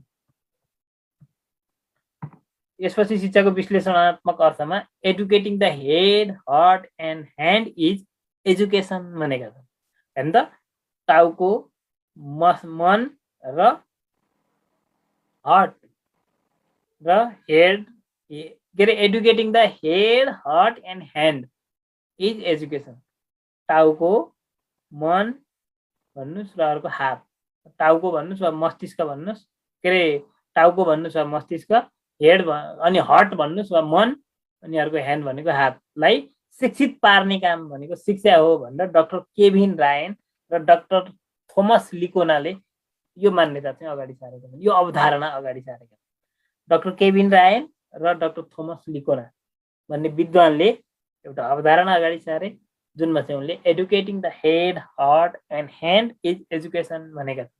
अन्त एडुकेटिङ द हेड भनेको मस्तिष्कलाई, मस्तिष्कको विकास गर्ने। टाउकोमा के हुन्छ? मस्तिष्क हुन्छ। मस्तिष्कको विकास गर्ने भनेको ज्ञान वा बौद्धिक विकासमा जोड दिने भनेको है। मस्तिष्कको विकास गर्ने भनेको ज्ञान वा बौद्धिक विकासमा जोड दिने भन्न खोजेको है। एडुकेटिङ द हार्ट भनेको संसारमा राम्रा पक्षको विकास, नराम्रा पक्षको विनाश, नैतिक एवं अभिवृत्ति पक्षको विकासमा जोड दिने। तपाईँको मनले राम्रो चिताउने, सकारात्मक धारणाको चाहिँ तपाईँमा विकास गरिदिने भने एडुकेटिङ द हार्ट भयो। हेर्नु है, यो ध्यान दिनु होला। हेड भनेको मस्तिष्क, ज्ञानको विकास। हार्ट भनेको मनको विकास। मनले के सोच्छ? राम्रो सोच्ने बनाउने क्या तपाईँ, त्यो चाहिँ के भयो? एडुकेटिङ द हार्ट भयो। एडुकेटिङ द ह्यान्ड भनेको, हात भनेको के हो? हातको विकास भनेको हातमा सिपको विकास गर्ने, सिप पक्षमा जोड दिने र अब तपाईँलाई चाहिँ गरी खाने शिक्षा दिने, तपाईँले जीवनमा उपयोग गर्न सक्ने खालको शिक्षा दिने, त्यसलाई चाहिँ हामीले के भनियो? एडुकेटिङ द हेड भनेर भन्यो। यो कुरा यहाँहरूले ख्याल गर्नु होला है। यो आग्रह मैले यहाँहरूलाई गरेँ। याद गर्नुभयो त, डाक्टर केभिन रायन र डाक्टर थोमस लिकोना भन्ने विद्वानले अगाडि सारेका शिक्षा के हो त? मान्छेको टाउको वा भन्नुहोस् मस्तिष्क, मन र हातलाई चाहिँ के गर्नु त? शिक्षित पार्नुलाई शिक्षा भनेर उनीहरूले बताएका छन्। अब यो तीनवटा पक्षले केलाई जनाउँछ भन्ने कुरा अब यहाँहरूले बुझिहाल्नु भयो। यसलाई चाहिँ ख्याल गर्नु। अब अर्को एउटा अवधारणा छ, शिक्षा चाहिँ गतिशील प्रक्रिया हो भन्ने। यो पनि के हो त? एउटा शिक्षाको विश्लेषणात्मक अर्थ हो। विज्ञान र प्रविधिको विकास भयो, विकास भइरहेछ। त्यसो भएर शिक्षा हरेक समय चाहिँ अब के भइरहन्छ त? हरेक समय तपाईँको चाहिँ नयाँ नयाँ ज्ञानको चाहिँ के हुन्छ? विस्फोट भइरहन्छ। त्यसो भएर शिक्षाले नवीन ज्ञानलाई चाहिँ के गर्नुपर्छ? समेट्नु पर्ने भएको हुनाले हरेक समयमा विकास भइरहेको नयाँ नयाँ ज्ञान सिपलाई शिक्षाले समेट्नु पर्ने भएको हुनाले शिक्षा चाहिँ गतिशील हुन्छ भन्ने मान्यता यसले राख्छ। होइन त, हिजो भएको ज्ञान आज छैन, आज भएको ज्ञान भोलि छैन। हिजोको समयमा के थियो? हेर्नु त, पृथ्वी गोलो छ भनेर भन्ने विद्वानलाई चाहिँ फाँसी दिएको थियो, हावा कुरा गर्यो भने नै। अनि पृथ्वीले चन्द्रमालाई घुम्छ भन्ने के थियो? मान्यता थियो। तर पछि के भयो? चन्द्रमाले चाहिँ पृथ्वीलाई घुम्दो रहेछ। हामीले हेऱ्यो भने पृथ्वीले सूर्यको परिक्रमा गर्छ भन्ने मान्यता थियो, के सूर्यले पृथ्वीको परिक्रमा गर्छ भन्ने मान्यता थियो। हामी यसो हेऱ्यौँ भने हेर्नु त, यता पूर्वतिरबाट आउँछ अनि उता पश्चिमतिर गएर अस्ताउँछ जस्तो लाग्छ सूर्य, तर सूर्य घुमेको होइन, पृथ्वी चाहिँ घुमेको हुँदो रहेछ। भनेपछि त्यो पत्ता नलागिन्जेल त्यो एउटा ज्ञान थियो, त्यसैलाई ज्ञान मानिन्थ्यो, त्यसैलाई सत्य मानिन्थ्यो। अब अहिले त्यो भयो? भएन। त्यसो भएर हिजोको ज्ञान चाहिँ आज परिवर्तन भयो। अब आजको ज्ञान भोलि चाहिँ के हुन्छ, काम लाग्दैन। हिजो हेर्नु त कम्प्युटर नजाने पनि चल्थ्यो, यो अनलाइनमा गयो आज शिक्षा होइन त। कोभिड पेन्डामिक पिरियडमा धेरैजना चाहिँ शिक्षकहरूले के गर्नुभयो, हाम्रो नेपालको सबै शिक्षा प्रणाली लगभग अधिकांश ठाउँमा, केही केही दुर्गम ठाउँमा सम्भावनै नभएको ठाउँदेखि बाहेक धेरै ठाउँमा अनलाइन शिक्षा भयो। अब हिजो कम्प्युटर नजाने पनि हुन्थ्यो भने आज अब कम्प्युटरबाट, मोबाइलबाट, यो अनलाइन विधिबाट होइन, जुम, टिम्स लगायतका विभिन्न माध्यमबाट अब पढाउन सक्नुपर्ने भयो भनेपछि अब त्यो ज्ञान हामीमा चाहिँ आवश्यक पर्यो। त्यो भएर शिक्षाले अब समाज जस्तो छ त्यो मागलाई समेट्ने खालको हुनु पर्यो। त्यो भएर शिक्षाले भोलिका लागि उपयोगी हुने शिक्षा दिनु पर्यो क्या आजको शिक्षाले। हेर्नु त आज पढेको, आज एक कक्षामा भर्ना भएको बालक भोलि कामको संसारमा, भोलि बजारमा आउने भनेको कति हो, कम्तीमा पनि 12 कक्षा पास गरिसकेपछि हो। अन्त 12 वर्षपछिको समाज कस्तो होला हो, त्यो कुरालाई हामीले चाहिँ मध्यनजर गरेर शिक्षा दिनुपर्छ। त्यो भएर शिक्षालाई निरन्तर समाजमा भएको परिवर्तन अनुसार परिवर्तन गर्दै गर्दै गर्दै लगेर चाहिँ समय अनुकूल बनाउनु पर्यो। समय अनुकूल ज्ञान क्षिप्र क्षमता विकास गराउन पर्यो।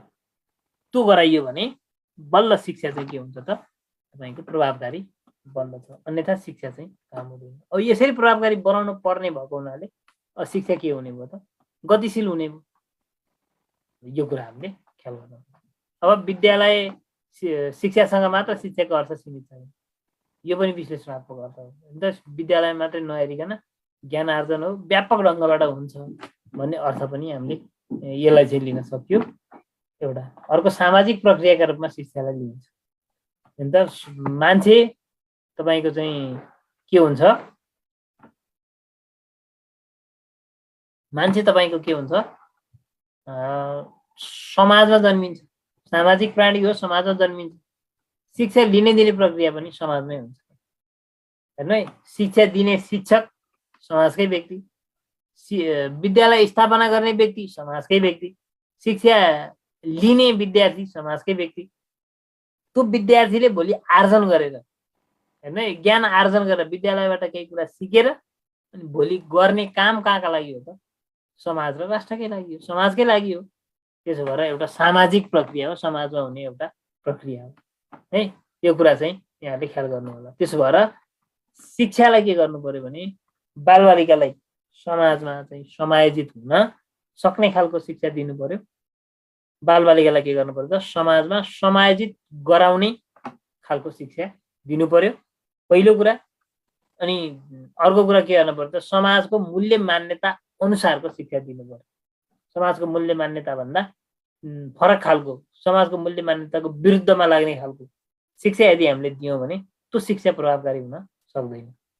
त्यसो भएर त्यो कुरालाई हामीले के गर्नु पर्यो, ध्यान दिनु पर्यो। र अर्को एउटा कुरा भनेको के हो भने समाजको आवश्यकता के छ, माग के छ, चाहना के छ, र समाजको अवस्था के छ होइन त। हाम्रो समाजमा तपाईँको के छैन, विद्युतीय पूर्वाधारै छैन, अनि त्यसरी कम्प्युटरै छैन यदि विद्यालयमा भने त्यहाँ सूचना प्रविधि, आधुनिक सूचना प्रविधि सम्बन्धी ज्ञान दिन्छु भनेर भयो, भएन। पढाउने शिक्षक छैन, केही छैन भने भएन। तर अहिलेको चाहिँ आवश्यकता त्यो हो र त्यो शिक्षा दिनै पर्ने छ भने त्यो व्यवस्था गरेर दिनुपर्ने हुनसक्छ। त्यसो भएर कस्तो छ समाजको माग भन्ने कुरालाई हामीले के गर्नु पर्यो, ध्यान दिनु पर्यो। र त्यो मागलाई पुरा गर्ने गरी हामीले चाहिँ शिक्षा प्रदान गर्नु पर्यो। र त्यो सामाजिक चाहिँ मूल्य मान्यता अनुरूप पनि हुनु पर्यो हामीले दिएको शिक्षा। शिक्षा भनेको वास्तवमा अन्तर्निहित क्षमताको विकास गर्ने कुरा हो। शिक्षाले के गर्छ त, आन्तरिक शक्तिलाई बाहिर निकाल्ने काम गर्छ। त्यसो भएर प्रत्येक व्यक्तिमा एउटा चाहिँ भित्र क्षमता रहेको हुन्छ, त्यो क्षमतालाई विकास गरेर बाहिर ल्याउने काम चाहिँ केले गर्छ त, शिक्षाले गर्छ। यो सन्दर्भमा चाहिँ एकजना विद्वान छन्, एडिसन भन्ने विद्वान। यहाँ ती विद्वानले भनेको एउटा चाहिँ भनाइ छ होइन। उनले के भन्छ, शिक्षा बाहिरबाट सिकाएको दिमागमा लाद्ने वस्तु नभई बालकको जन्मजात अन्तर्निहित क्षमताको चाहिँ विकास गर्ने साधन हो भनेर उनले भनेका छन् है। त्यसरी हामीले हेर्न सकियो। शिक्षा भनेको बाहिरबाट लान्ने कुरा होइन, विद्यार्थीसँगै तपाईँको एउटा के हुन्छ क्षमता हुन्छ र त्यो क्षमता चाहिँ हामीले के गरिदिने हो त विकास गर्ने काम गरिदिने हो भन्ने अर्थ र शिक्षाले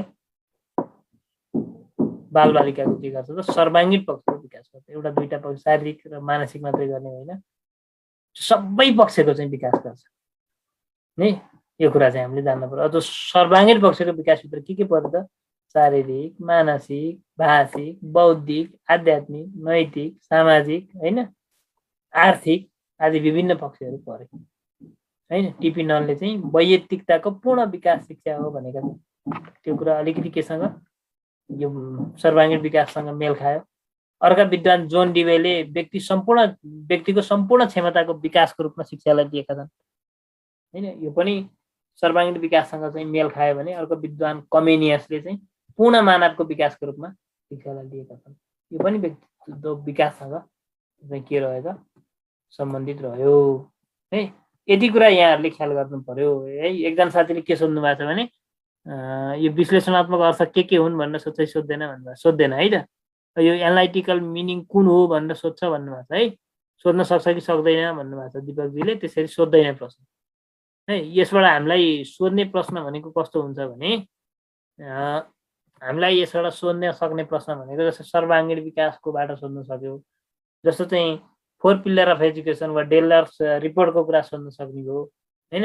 डाक्टर केभिन रायन र थोमस लिकोनाले भनेको अवधारणाबाट सोध्न सक्यो। यो विश्लेषणात्मक अर्थ त यहाँ मुख्य कुरा भनेको यो मात्रै हो र अरू पनि हुनसक्छ, अनलिमिटेड छ नि त यो त। त्यो भएर कुन हो भन्ने अर्थ होइन, त्यसो भएर कुन हो भन्ने होइन। तर चाहिँ कहिलेकाहीँ के भनिदिन सक्छ भने तलका मध्ये कुनले विश्लेषणात्मक अर्थलाई सङ्केत गर्छ भन्दा एउटा चाहिँ सङ्कुचित, एउटा दुईटा चाहिँ सङ्कुचित, एउटा चाहिँ शाब्दिक राखेर अनि त्यस पछाडि चाहिँ एउटा चाहिँ विश्लेषणात्मक भनेर भनिदिन सक्छ। त्यो भएर तपाईँले यो जान्ने भन्दा नि यो भित्रको कुरा चाहिँ जान्न पर्यो क्या है।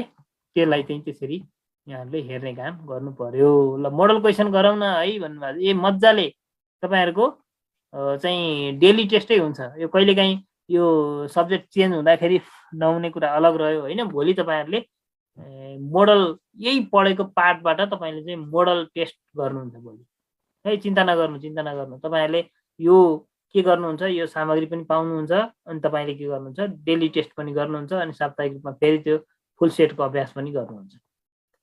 त्यो हामीले तयारी गर्ने भनेकै परीक्षाको लागि। त्यो भएर त्यो परीक्षा केन्द्रीय ढङ्गले, परीक्षा मैत्री ढङ्गले त्यस्ता प्रश्नहरूको अभ्यास गऱ्यो भने त्यसले तपाईँलाई फाइदा गर्छ। अब शिक्षाको स्वरूप र कार्यहरूका सन्दर्भमा थोरै चर्चा गरौँ। शिक्षाको स्वरूपका सन्दर्भमा हेरौँ, कहीँ प्रकार पनि भने हुनसक्छ होइन। कसरी हुन्छ शिक्षा भन्ने सन्दर्भको कुरा यहाँनिर हेरौँ। अब यो शिक्षाका चाहिँ विभिन्न स्वरूपहरू छन्। त्यो स्वरूपलाई हामीले चिन्ने काम गर्नुपर्छ। एउटा पहिलो स्वरूपको प्रकार छ औपचारिक शिक्षा, अनौपचारिक शिक्षा र अनियमित शिक्षा। के होला यो औपचारिक, अनौपचारिक र अनियमित भन्ने कुरा यहाँहरूले बुझ्नु पर्यो। ल हेर्नु है त, औपचारिक शिक्षा भनेको के हो भन्ने कुरा यहाँनिर ख्याल गर्नु होला। औपचारिक भनेको पूर्व निर्धारित उद्देश्य प्राप्तिका लागि पहिल्यै एउटा उद्देश्य हुन्छ। त्यो उद्देश्य प्राप्तिका लागि एउटा निश्चित पाठ्यक्रम बनाइन्छ, एउटा विधि हुन्छ, समय हुन्छ र एउटा निश्चित स्थान हुन्छ र त्यहाँ गएर नियमित रूपमा चाहिँ शिक्षा प्रदान गरिन्छ भने त्यस्तो शिक्षालाई औपचारिक शिक्षा भनेर भनिन्छ।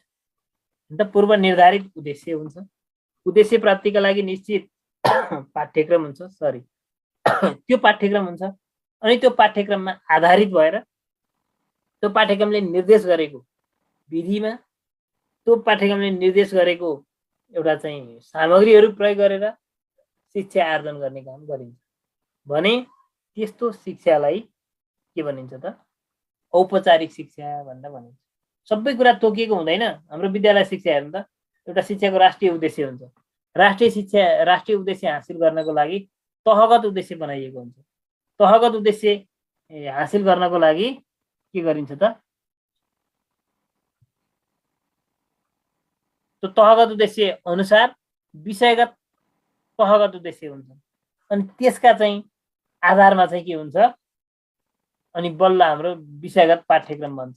अनि त्यो पाठ्यक्रमले के गर्छ फेरि पाठ्यक्रमले पनि त्यो विषयगत विशिष्ट एकाइगत रूपमा विशिष्ट उद्देश्यहरू निर्धारण गर्छ। अनि त्यसको आधारमा यो विधि प्रयोग गरेर यो विषयवस्तु यसरी पढाउ भन्छ। अनि त्यसको चाहिँ वार्षिक रूपमा यति पिरियड वा यति कार्य घण्टा पढाउ भन्छ पाठ्यक्रमले। अनि निश्चित चाहिँ विद्यालयमा गएर यसरी चाहिँ पढाउ भनेर भन्छ है। त्यो कुरा चाहिँ यहाँहरूले ख्याल गर्नु होला है। यस्तो शिक्षालाई चाहिँ हामीले के भनियो त औपचारिक शिक्षा भनेर भनियो है। अब यसपछि यो चाहिँ के हुन्छ भने ज्ञान सिप प्राप्तिका आधारमा प्रमाणपत्र दिइन्छ।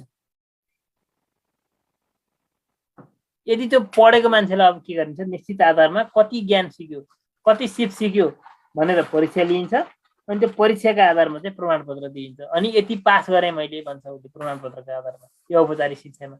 कुनै पनि देशको शिक्षा प्रणाली भन्नासाथ औपचारिक शिक्षा प्रणाली भन्न बुझिन्छ। नेपालको शिक्षा प्रणाली कस्तो छ भनेर क्वेसन सोधियो भने त्यो भनेको के भनेको नेपालको विद्यालय र क्याम्पसमा वा नेपालको विद्यालय र विश्वविद्यालयमा कस्तो शिक्षा प्रणाली प्रचलनमा छ भन्ने अर्थ बुझिन्छ। त्यो भएर देशको शिक्षा प्रणालीलाई यसले चाहिँ रिप्रेजेन्ट गरेको हुन्छ, प्रतिनिधित्व गरेको हुन्छ र विद्यालय र क्याम्पसमा दिइने शिक्षा है यो शिक्षा भनेकै औपचारिक शिक्षा हो भन्ने कुरा जान्न पर्यो यहाँले। र अब अर्को यहाँहरूले के गर्नुहोस् भने अनियमित शिक्षा के अरे अनौपचारिक शिक्षा भनेको के हो भन्ने कुरा। औपचारिक घेराभन्दा बाहिर र व्यक्तिको इच्छा अनुसार दिइने शिक्षा जसलाई हामीले के भनिन्छ अनौपचारिक शिक्षा भनेर भनिन्छ। यो शिक्षामा के हुन्छ भने औपचारिक शिक्षामा जस्तो बन्धन हुँदैन तर निश्चित समूहको आवश्यकता र अवस्थालाई चाहिँ ध्यान दिएर लचिलो रूपमा प्रदान गरिन्छ। तर फेरि के हुन्छ सङ्गठित चाहिँ हुन्छ है। फेरि अनियमित जस्तो चाहिँ हुँदैन तर एउटा सङ्गठित चाहिँ हुन्छ। त्यो सङ्गठित भनेको कस्तो भने कहाँ सिक्ने वा चाहिँ कति बेला सिक्ने भन्ने चाहिँ तोकिएको हुन्छ बुझ्नुभयो नि। तर पहिल्यै तोकेर यति बेलै भन्ने चाहिँ हुँदैन क्या। त्यो आवश्यकता पर्ने त्यो लक्षित समूहको इच्छा वा अनुकूल समय जति बेला हुन्छ नि हो त्यही अनुकूल समयमा त्यहाँ गएर चाहिँ सिक्ने भनेर चाहिँ तय गरिएको हुन्छ।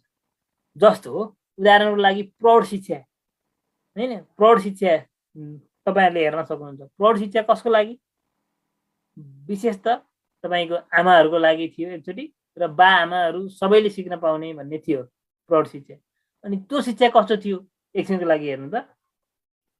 त्यो शिक्षा भनेको कस्तो थियो भने बेलुका पढ्ने प्रायः जसो ठाउँमा चाहिँ बेलुका पढ्ने भन्ने थियो। किन बा आमाहरू बेलुका चाहिँ बा आमा हजुरबा हजुरआमाहरू के हुन्थ्यो दिनभरि आफ्नो काममा व्यस्त हुनु पर्थ्यो।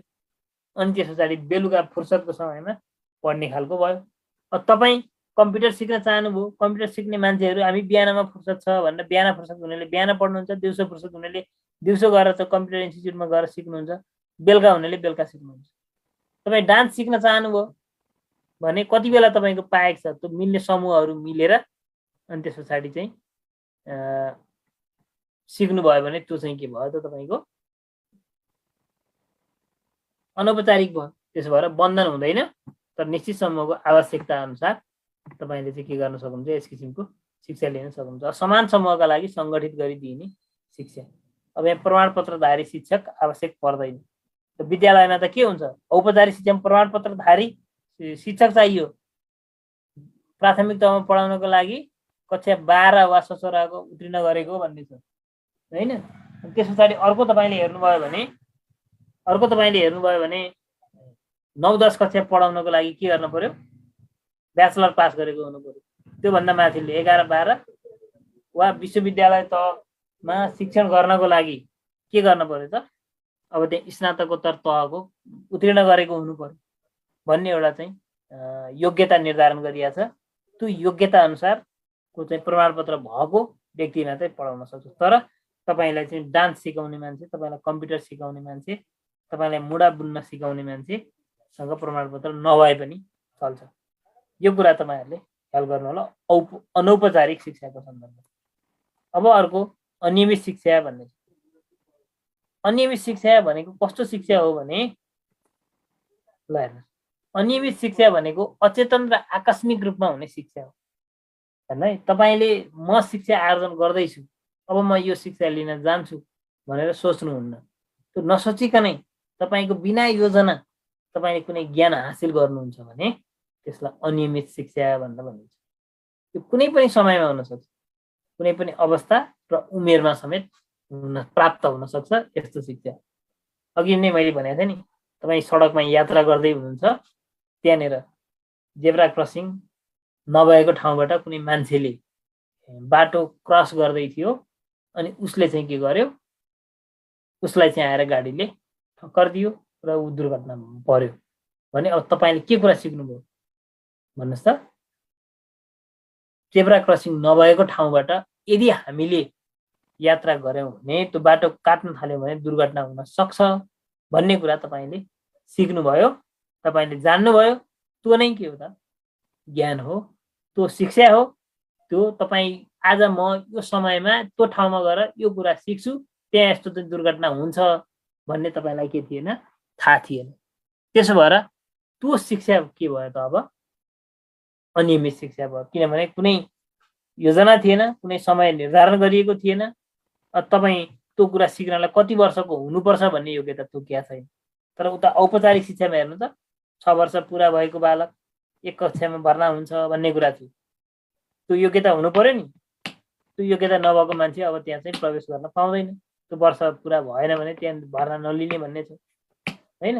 हो, त्यस्तो कुराहरू हेर्नु पर्यो। अब उद्देश्य नभएको, प्रत्यक्ष रूपमा सङ्गठित पनि नभएको, कुनै उद्देश्य छ अनियमित शिक्षाको, के कुन उद्देश्य हासिल गर्न त्यो सिक्ने तपाईँले भन्ने छ? छैन।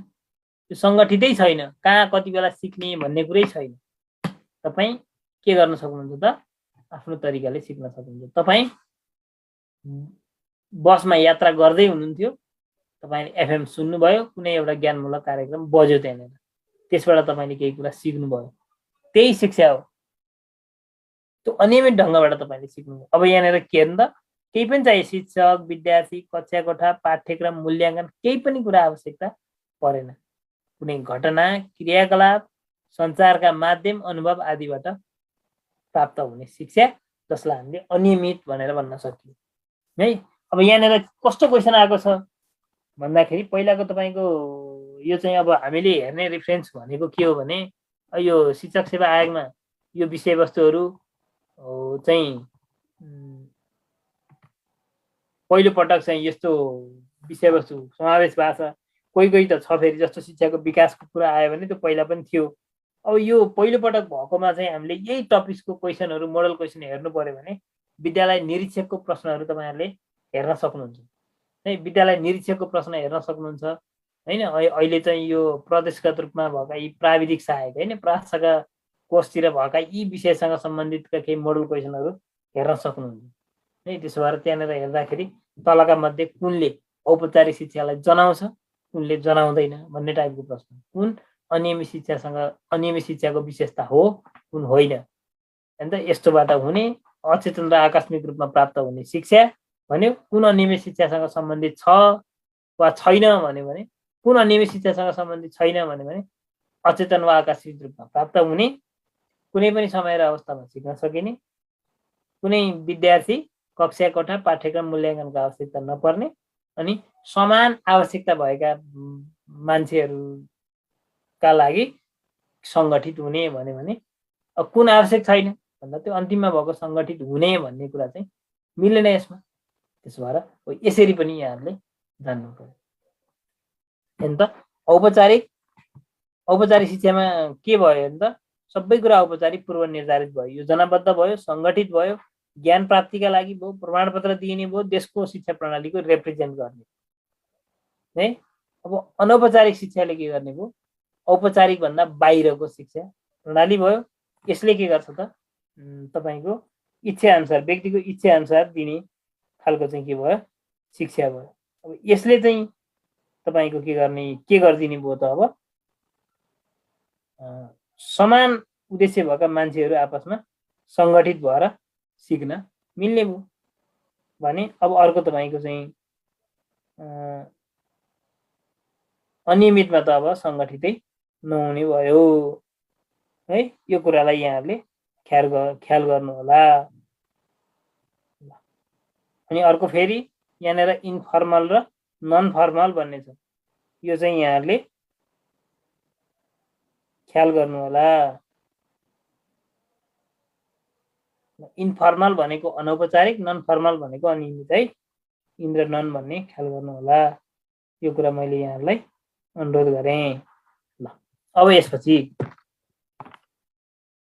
अनियमित शिक्षापछि अब साधारण र विशिष्ट शिक्षा के हो? साधारण शिक्षा र के हो विशिष्ट शिक्षा? हेर्नु त, साधारण शिक्षा भनेको के रहेछ भने कुनै विशिष्ट खालको ज्ञान सिप प्रदान नगर्ने खालको शिक्षा, जसलाई सामान्य दैनिक जीवनयापनका लागि आवश्यक पर्ने ज्ञान सिप विकासका लागि दिइने खालको शिक्षा, जसलाई हामीले के भनिन्छ? सामान्य शिक्षा भनेर भनिन्छ। खास गरी यो विद्यालय तहमा दिइने शिक्षा र विद्यालय तहमा पनि मूलतः अहिले त फेरि 12 सम्मै गयो विद्यालय शिक्षा भनेपछि हैन। विद्यालय तहमा पनि मूलतः तपाईको अनिवार्य विषयका रूपमा दिइने शिक्षाहरू, यस्तो कोर नलेज दिइन्छ के यसमा, मुख्य विषयवस्तु जुन चाहिँ जहाँ गए पनि भोलि जुनसुकै पेसा व्यवसायमा के भए पनि संलग्न भए पनि त्यो खालको चाहिँ ज्ञान चाहिँ आवश्यक पर्छ। त्यसले चाहिँ विशिष्ट एकदमै दक्ष बनाउँदैन, तर चाहिँ उसले आफ्नो जीवनयापन गर्नलाई चाहिँ सक्षम बनाउँछ। जस्तै हेर्नु न, विद्यालय तहमा पढ्ने गणितले, विद्यालय तहमा पढ्ने नेपाली विषयले, अङ्ग्रेजी विषयले, नेपाली विषय के अरे विद्यालय तहमा पढ्ने विज्ञान, अनिवार्य विज्ञान विषयले के गर्छ हेर्नु त, जुनसुकै पेसामा लागे पनि तपाईको भाषा त बोल्नु पर्ला, नेपाली भाषा त बोल्नु पर्ला नेपालीहरूलाई। जुनसुकै पेसा व्यवसायमा भए पनि अङ्ग्रेजी भाषाको त आवश्यकता पर्ला होइन? अनि जुनसुकै भाषा पेसामा भए पनि अनि तपाईको के विज्ञान सम्बन्धी यो जीवन जगतसँग सम्बन्धी आधारभूत ज्ञान त राख्नु पर्यो, विज्ञानको कुरा पनि चाहिहाल्यो। अनि त्यसपछि तपाईको दैनिक जीवनयापनमा कतिपय गणितीय कुराहरूको तपाईको के गर्नुपर्ने हुन्छ, समाधान गर्नुपर्ने हुन्छ। त्यसका लागि पनि यो चाहिँ चाहियो है। यो कुरा चाहिँ ख्याल गर्नु होला। शिक्षाको प्रकार र स्वरूप भनेर एउटै अर्थमा लिन सकिन्छ हामीले है। यो प्रकार र स्वरूप भन्ने एउटै मान्नुपर्छ हामी। हाम्रो चाहिँ स्वरूप भनेको छ, स्वरूप अन्तर्गत पढ्ने यो कसरी शिक्षा दिइन्छ भन्ने अर्थ हो। यसलाई चाहिँ यसरी बुझ्नु होला है। अब जस्तै आधारभूत तहमा मूल रूपमा आधारभूत तहमा दिने शिक्षा है, विद्यालय तहको पनि मूलतः आधारभूत तहमा। अहिले चाहिँ के भएको छ भने माध्यमिक तह 9, 12 छ। 9 देखि नै एकदमै ऐच्छिक विषय छान्न पाउने हैन, के गर्न पाउने भन्ने छ। त्यो ऐच्छिक विषयहरू चाहिँ फेरि के हुन्छन्, त्यो साधारण भन्दा पनि अलि विशिष्ट खालका छन्। तिनले चाहिँ अलि विशेष खालको ज्ञानशील विकास गर्ने अपेक्षा राखेको छ। अब विशिष्ट शिक्षा कस्तो हुन्छ हेर्नु त, कुनै विशेष खालको प्राविधिक ज्ञान, अब दक्ष जनशक्ति उत्पादन गर्नको लागि दिइने शिक्षा, जीविकोपार्जन गर्ने क्षमता विकासका लागि दिइने शिक्षा, जसलाई हामीले के भन्छ विशिष्ट शिक्षा भनेर भनिन्छ। हेर्नुहोस्, अब यो विभिन्न क्षेत्रमा कार्य गर्नका लागि हामीलाई दक्ष जनशक्ति चाहिन्छ। त्यो दक्ष जनशक्ति उत्पादन गर्नलाई दिइने शिक्षा भनेको के हो त, विशिष्ट शिक्षा हो। यसले तपाईको प्रतिभा र क्षमताको आधारमा दिइन्छ यस्तो शिक्षा। यो के भन्न खोजेको हेर्नु त, प्रतिभा र क्षमताको आधारमा भनेको के हो, व्यक्तिले जस्तो आधारभूत शिक्षा भनेको सबैले सिक्न पर्यो, सबैका लागि चाहिन्छ त्यो कुरा हैन, त्यो सबैका लागि आवश्यक रह्यो। अनि तर चाहिँ के भयो त, तपाईको व्यक्तिगत शिक्षा के अरे यो विशिष्ट शिक्षा भनेको त जसलाई जे आवश्यक छ तपाईको उसले चाहिँ त्यही चाहिँ सिक्छ, जे सिक्नमा रुचि छ, जे सिक्ने उसको क्षमता छ त्यही कुरा सिक्छ। जस्तो तपाईको मेजर सब्जेक्ट छनौट गर्ने कुरा भनेको के हो भन्नु त, मेजर सब्जेक्ट छनौट गर्ने भनेको प्रतिभा र क्षमताको आधारमा। म्याथ राम्रो भएको व्यक्तिले चाहिँ मेजर म्याथ लिएर पढ्न सक्छ, कमर्स लिएर पढ्न सक्छ। अङ्ग्रेजी राम्रो भएको, अलिकति अङ्ग्रेजी पढ्नमा इच्छा भएको, अङ्ग्रेजीको प्रतिभा भएको व्यक्तिले चाहिँ मेजर अङ्ग्रेजी लिएर पढ्न सक्छ हो।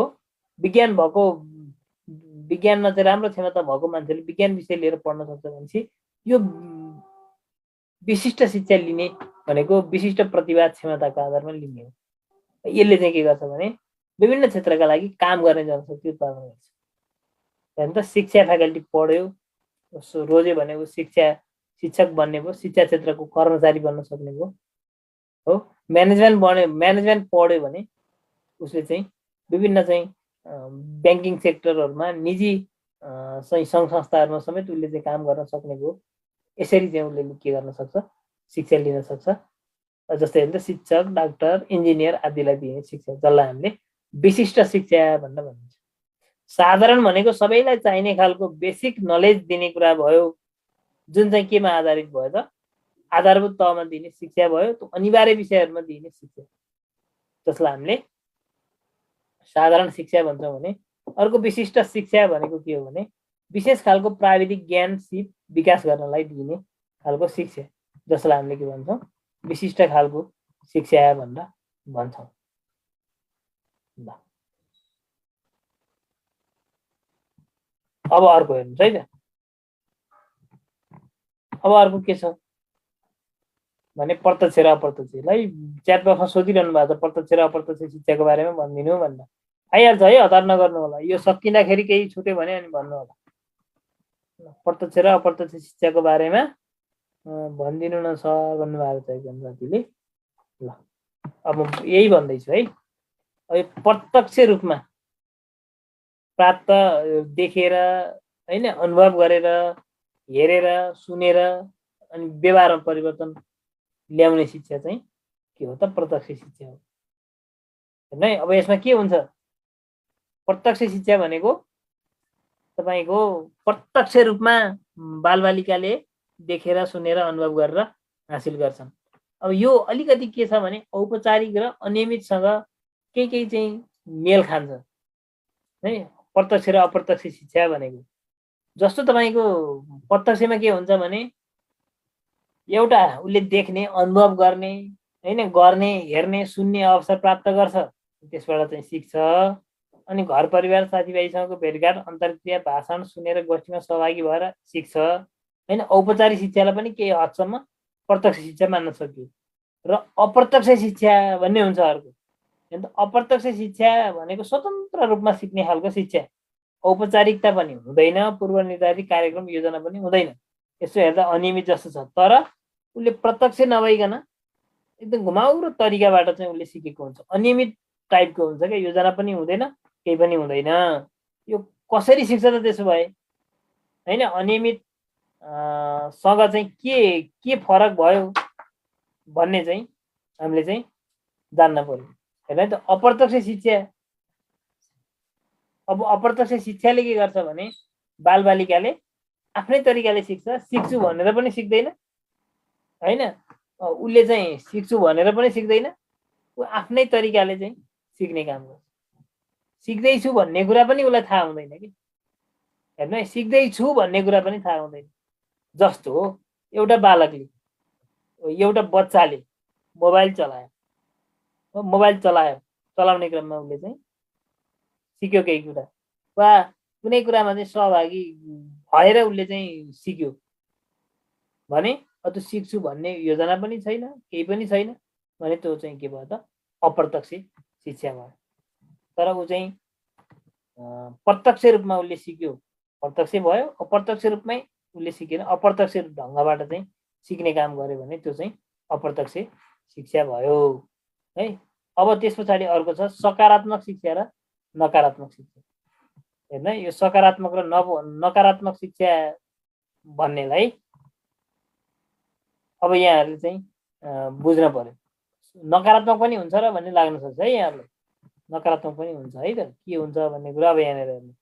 सकारात्मक शिक्षा भनेको फेरि त्यो राम्रो कुरा सिकाउने, नकारात्मक भनेको नराम्रो कुरा सिकाउने भन्ने होइन। यो चाहिँ खास गरी प्लेटोले अगाडि सारेको धारणा हो हेर्नु है, के अरे रुसोले अगाडि सारेको धारणा भन्नु न, यो कसले, रुसोले अगाडि सारेको धारणा हो सकारात्मक र नकारात्मक शिक्षा। अब उनले के भनेका छन् भने सकारात्मक शिक्षा भनेको कस्तो शिक्षा अरे भने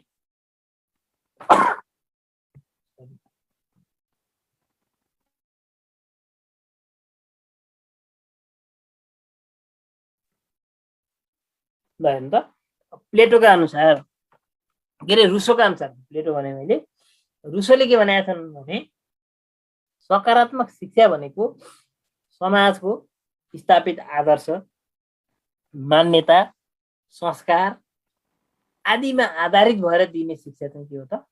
सकारात्मक शिक्षा हो भनेका छन् उनले। यसका अनि यस्तो शिक्षामा बालबालिकाको इच्छालाई कदर गरिँदैन। हेर्नु है, त्यो समाजको मान्ने मूल्य, मान्यता आदिलाई चाहिँ के गर्नुपर्छ? ध्यान दिनुपर्छ। त्यो मूल्य मान्यता अनुकूल बालकले चाहिँ के लिनुपर्छ त? शिक्षा लिनुपर्छ भन्ने मान्यता यसमा राखिएको हुन्छ है। यसमा के राखिन्छ त भने तपाईँको बालकले चाहिँ समाजमा रहेको मूल्य मान्यता अनुसार चाहिँ ज्ञान आर्जन गर्नुपर्छ। त्यो मूल्य मान्यता उसले चाहिँ सिक्नुपर्छ भन्ने मान्यता राख्छ। बालकले के सिक्न चाहन्छ होइन, समाज अनुसार सिक्नुपर्छ भन्ने। जस्तै आदर्शवादी शिक्षा, समाजमा आदर्श नागरिक बनाउनुपर्छ भनेर दिने खालको शिक्षा हो यो। अनि आध्यात्मवादी र नैतिक शिक्षालाई पनि यसको उदाहरण गर्न लिन सकिन्छ।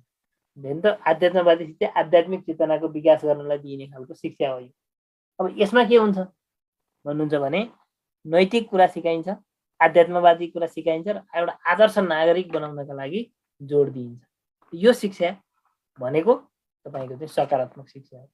अब नकारात्मक शिक्षा भनेको के हो त भने उल्टो सिकाउने हो त होइन। यहाँ चाहिँ रुसोले के भनेका छन् भने 5 देखि, रुसो भनेका यस्ता विद्वान हुन् जसले चाहिँ यो औपचारिक शिक्षा पद्धतिको चाहिँ एकदमै विरोध गर्ने काम गरेका थिए रुसोले। अनि उनले के भनेका थिए शिक्षाका सन्दर्भमा भनेदेखि, शिक्षाका सन्दर्भमा उनले भनेको धारणा, उनले अगाडि सारेको धारणा के हो भने चाहिँ त्यो औपचारिक शिक्षाको विरुद्धमा उनी उभिए। अनि उसले के भने बालबालिकालाई स्वतन्त्र रूपमा सिक्न दिनुपर्छ भनेको। उनी प्रकृतिवादी दर्शन हो, प्रकृतिवादबाट उनी चाहिँ प्रेरित छन् होइन। प्रकृतिमा प्रकृति चाहिँ कसरी स्वतन्त्र रूपबाट चलेको छ त्यसरी नै बालकलाई पनि स्वतन्त्र रूपबाट छोड्नुपर्छ भन्ने मान्यता हो। उनले के भनेका छन् भने 5 देखि 12 वर्षसम्मको उमेरसम्ममा बालबालिकालाई नकारात्मक शिक्षा दिनुपर्छ भनेका छन्। नकारात्मक भनेको उल्टो होइन है। त्यो उनले भनेको के भने समाजको पूर्व स्थापित एउटा आदर्श हुन्छ, मूल्य मान्यता हुन्छ, त्यो मूल्य मान्यता अनुसार शिक्षा नदिने, के दिने त स्वतन्त्र खालको शिक्षा दिने, जहाँ बालबालिकाले के गर्छन् त सहज रूपमा शिक्षा लिन्छन्। त्यो मूल्य मान्यता अनुसरण गरे पनि गरून्, त्यसको उल्लङ्घन गरे पनि गरून्, त्यसको व्यवस्था गरिदिने है। त्यो नैतिक पक्षमा जोड नदिने, त्यो आदर्शको पक्षमा जोड नदिने, समाजको मूल्य मान्यतामा जोड नदिने, जे कुरा उसले सिक्छ सिकोस्। अनि उसले सिकेका कुरालाई के गरिदिने त? जेसुकै सिकोस्, समाज अनुसार मूल्य अनुसार सिकोस् वा समाजको मूल्य विपरीत सिकोस्, सिक्न दिने। उसका कुनै पनि भावनालाई कुण्ठित गर्ने काम नगर्ने। तर जब बालक 12 वर्ष पुग्छ नि, अब 13 वर्षदेखि माथिको शिक्षा चाहिँ अब सकारात्मक शिक्षा दिनुपर्छ भनेर उनले भनेको। अनि 13 वर्ष पुगिसकेपछि अनि मूल्य मान्यता अनुसार सिकाउनु पर्छ। त्यो भएर मूल्य मान्यताका नाममा सानसाना बच्चाहरूलाई होइन आदर्श सिकाउने नाममा उनीहरूको स्वतन्त्रतालाई खोज्नु हुँदैन, उनीहरूको स्वतन्त्रतालाई कुण्ठित पार्नु हुँदैन भनेर उनले भनेका छन् है। यो आधारमा हामीले सकारात्मक र नकारात्मक शिक्षा भनेर भन्न सक्छौँ। अब व्यक्तिगत र सामूहिक शिक्षा ल त, व्यक्तिगत र सामूहिक शिक्षा। अब हेर्नु, व्यक्तिगत शिक्षा भनेको कस्तो शिक्षा हो त? एउटा व्यक्तिको इच्छा अनुसार दिइने शिक्षा, एउटा व्यक्तिले के चाहन्छ त्यो कुरालाई ध्यान दिएर दिइने शिक्षा हो। व्यक्तिगत योग्यता र क्षमताका आधारमा दिइने, व्यक्तिलाई महत्त्व दिएर प्रदान गर्ने शिक्षा हो। यो शिक्षा वास्तवमा तपाईँले के चाहनुहुन्छ भन्ने आधारमा चाहिँ दिइने शिक्षा हो। तपाईँको इच्छा, चाहना, आवश्यकता अनुसार दिइने हो। यसै यो भनेको खास गरी तपाईँले हेर्नुभयो भने ऐच्छिक विषयहरूको मोडल चाहिँ तपाईँको त्यसरी नै बनाइएको हुन्छ। जसले जे विषय चाहिँ पढ्न चाहन्छ, त्यो जसले जे विषय चाहिँ पढ्न चाहन्छ त्यही विषय चाहिँ पढ्न दिने खालको चाहिँ शिक्षा केमा हुन्छ त? त्यो क्याम्पसतिर ऐच्छिक विषय छानेर अनि आफ्नो विधा छानेर, आफ्नो स्ट्रिम छानेर पढ्ने खालको विधा, त्यसलाई हामीले व्यक्तिगत शिक्षा भन्न सक्छौँ। अझै त्यहाँ पूर्ण व्यक्तिगत शिक्षा चाहिँ हुँदैन है। फेरि त्यो विषय छान्ने सन्दर्भमा मात्रै हुन्छ। कसैले चाहिँ डेमोन्स्ट्रेसन मेथडबाट पढ्न चाहला होइन, चाहन्छ होला, कसैले चाहिँ अर्को लेक्चर मेथड मन पराउला होइन, कसैले प्र्याक्टिकल मेथड मन पराउला। त्यो सबै कुरा सम्भव हुँदैन यो स्कुल क्याम्पसमा दिइने शिक्षामा। तर व्यक्तिगत शिक्षामा चाहिँ प्रत्येक व्यक्तिको इच्छा चाहना र आवश्यकतालाई जोड दिनुपर्छ, त्यसलाई चाहिँ महत्त्व दिएर शिक्षा दिनुपर्छ भन्ने मान्यता यसमा चाहिँ राखिएको पाइन्छ। अनि सामूहिक शिक्षा भनेको कस्तो खाले शिक्षा हो त भने पुरै समूहको इच्छा चाहना र आवश्यकतालाई बुझ्ने है। समूहको एउटा चाहिँ रुचि हुन्छ, इच्छा हुन्छ, आवश्यकता हुन्छ, स्वभावका आधारमा प्रदान गरिन्छ। जस्तो अब समान उमेर, रुचि र आवश्यकताको व्यक्तिको समूहलाई चाहिँ प्रदान गर्ने शिक्षा। जस्तो उदाहरणका लागि हेर्नु त, हाम्रो विद्यालय शिक्षाको वा चाहिँ क्याम्पस शिक्षाको कोर्स डिजाइन गर्दाखेरि यही आधारमा चाहिँ के गरिएको, डिजाइन गरिएको। जस्तो 6 वर्ष पुरा भएको बालक, 6 वर्षको बालक भनौँ न, 6 वर्ष 5 वर्ष पुरा भएको 6 वर्षको बालक कहाँ जान्छ? एक कक्षामा प्रवेश गर्छ। यो एक कक्षामा पढ्ने बालकको शारीरिक अवस्था, मानसिक अवस्था चाहिँ यो यस्तो खालको हुन्छ भनेर त्यो उमेरका बालबालिकाले यस्तो कुरामा रुचि राख्छन्, उनीहरूको आवश्यकता यो हो भनेर एक कक्षाको चाहिँ पाठ्यक्रम निर्माण गरिएको छ, त्यसको शिक्षण विधि निर्धारण गरिएको छ भने त्यसलाई चाहिँ हामीले के भन्न सक्यो? सामूहिक आवश्यकता भन्न सक्यो। किनभने यो चाहिँ कस्तो भने यो तपाईँको सामूहिक शिक्षामा चाहिँ के हुन्छ भने तपाईँको चाहिँ त्यो उमेरका बालबालिकाको क्षमता कस्तो हुन्छ र उनीहरूको रुचि के हुन्छ भन्ने कुरा त्यहाँ चाहिँ ध्यान दिइन्छ। अब हेर्नु त साना साना कक्षाहरूमा विद्यार्थी केन्द्रित विधि हुन्छ र बिस्तारै बिस्तारै जति तपाईँको माथिल्लो कक्षा हुँदै हुँदै हुँदै गयो अनि तपाईँको शिक्षक केन्द्रित विधि हुँदै हुँदै जान्छ। अनि त्यसो भएको हुनाले अब के हुन्छ त, त्यो विधि अनुसार, त्यो तह अनुसार तपाईँको शिक्षाको चाहिँ प्रकृति फरक हुँदै जान्छ। किनभने उमेर बढ्दै जान्छ, कक्षा अनुसार उमेर बढ्दै जान्छ, उमेर अनुसार उनीहरूको क्षमता र आवश्यकता र स्वभाव पनि परिवर्तन हुँदै जान्छ। फलस्वरूप शिक्षा दिने प्रवृत्ति चाहिँ त्यो चाहिँ फरक हुँदै जान्छ। त्यो भएर यो सामूहिक आवश्यकतामा दिइने शिक्षा चाहिँ हामीले बुझ्न सक्छौँ। व्यक्तिलाई जोड दियो, व्यक्तिको इच्छा चाहना आवश्यकता अनुसार भयो व्यक्तिगत शिक्षा, अनि समूहको इच्छालाई हेर्यो त्यहाँबाट सामूहिक शिक्षा। हेर्ने वास्तविक रूपमा पूर्ण रूपमा व्यक्तिगत शिक्षा दिन त फेरि सम्भव हुँदैन। किनभने एउटा व्यक्तिलाई हेरेर त्यही अनुसारको शिक्षा दिने, अर्को व्यक्तिलाई हेरेर अर्कोलाई भन्यो भने त्यो चाहिँ नहुन सक्छ। यद्यपि हामीले विद्यालय शिक्षणका क्रममा पनि व्यक्तिगत केही कार्यकलापका सन्दर्भमा चाहिँ यसलाई उपयोग गर्न चाहिँ हामीले सक्छौँ। अब यति कुरा भनिसकेपछि हामीले चाहिँ के गर्न सक्यो, यो शिक्षाको स्वरूपका कुरा हेर्न सक्यो, थोरै उद्देश्यका बारेमा चर्चा गर्नु नै। यहाँ उद्देश्य भन्दाखेरि त्यो पाठ्यक्रमले निर्धारण गरेका उद्देश्यहरू, राष्ट्रिय उद्देश्यहरू भन्ने होइन, त्यसलाई हामीले अर्कै सन्दर्भमा पढ्छौँ।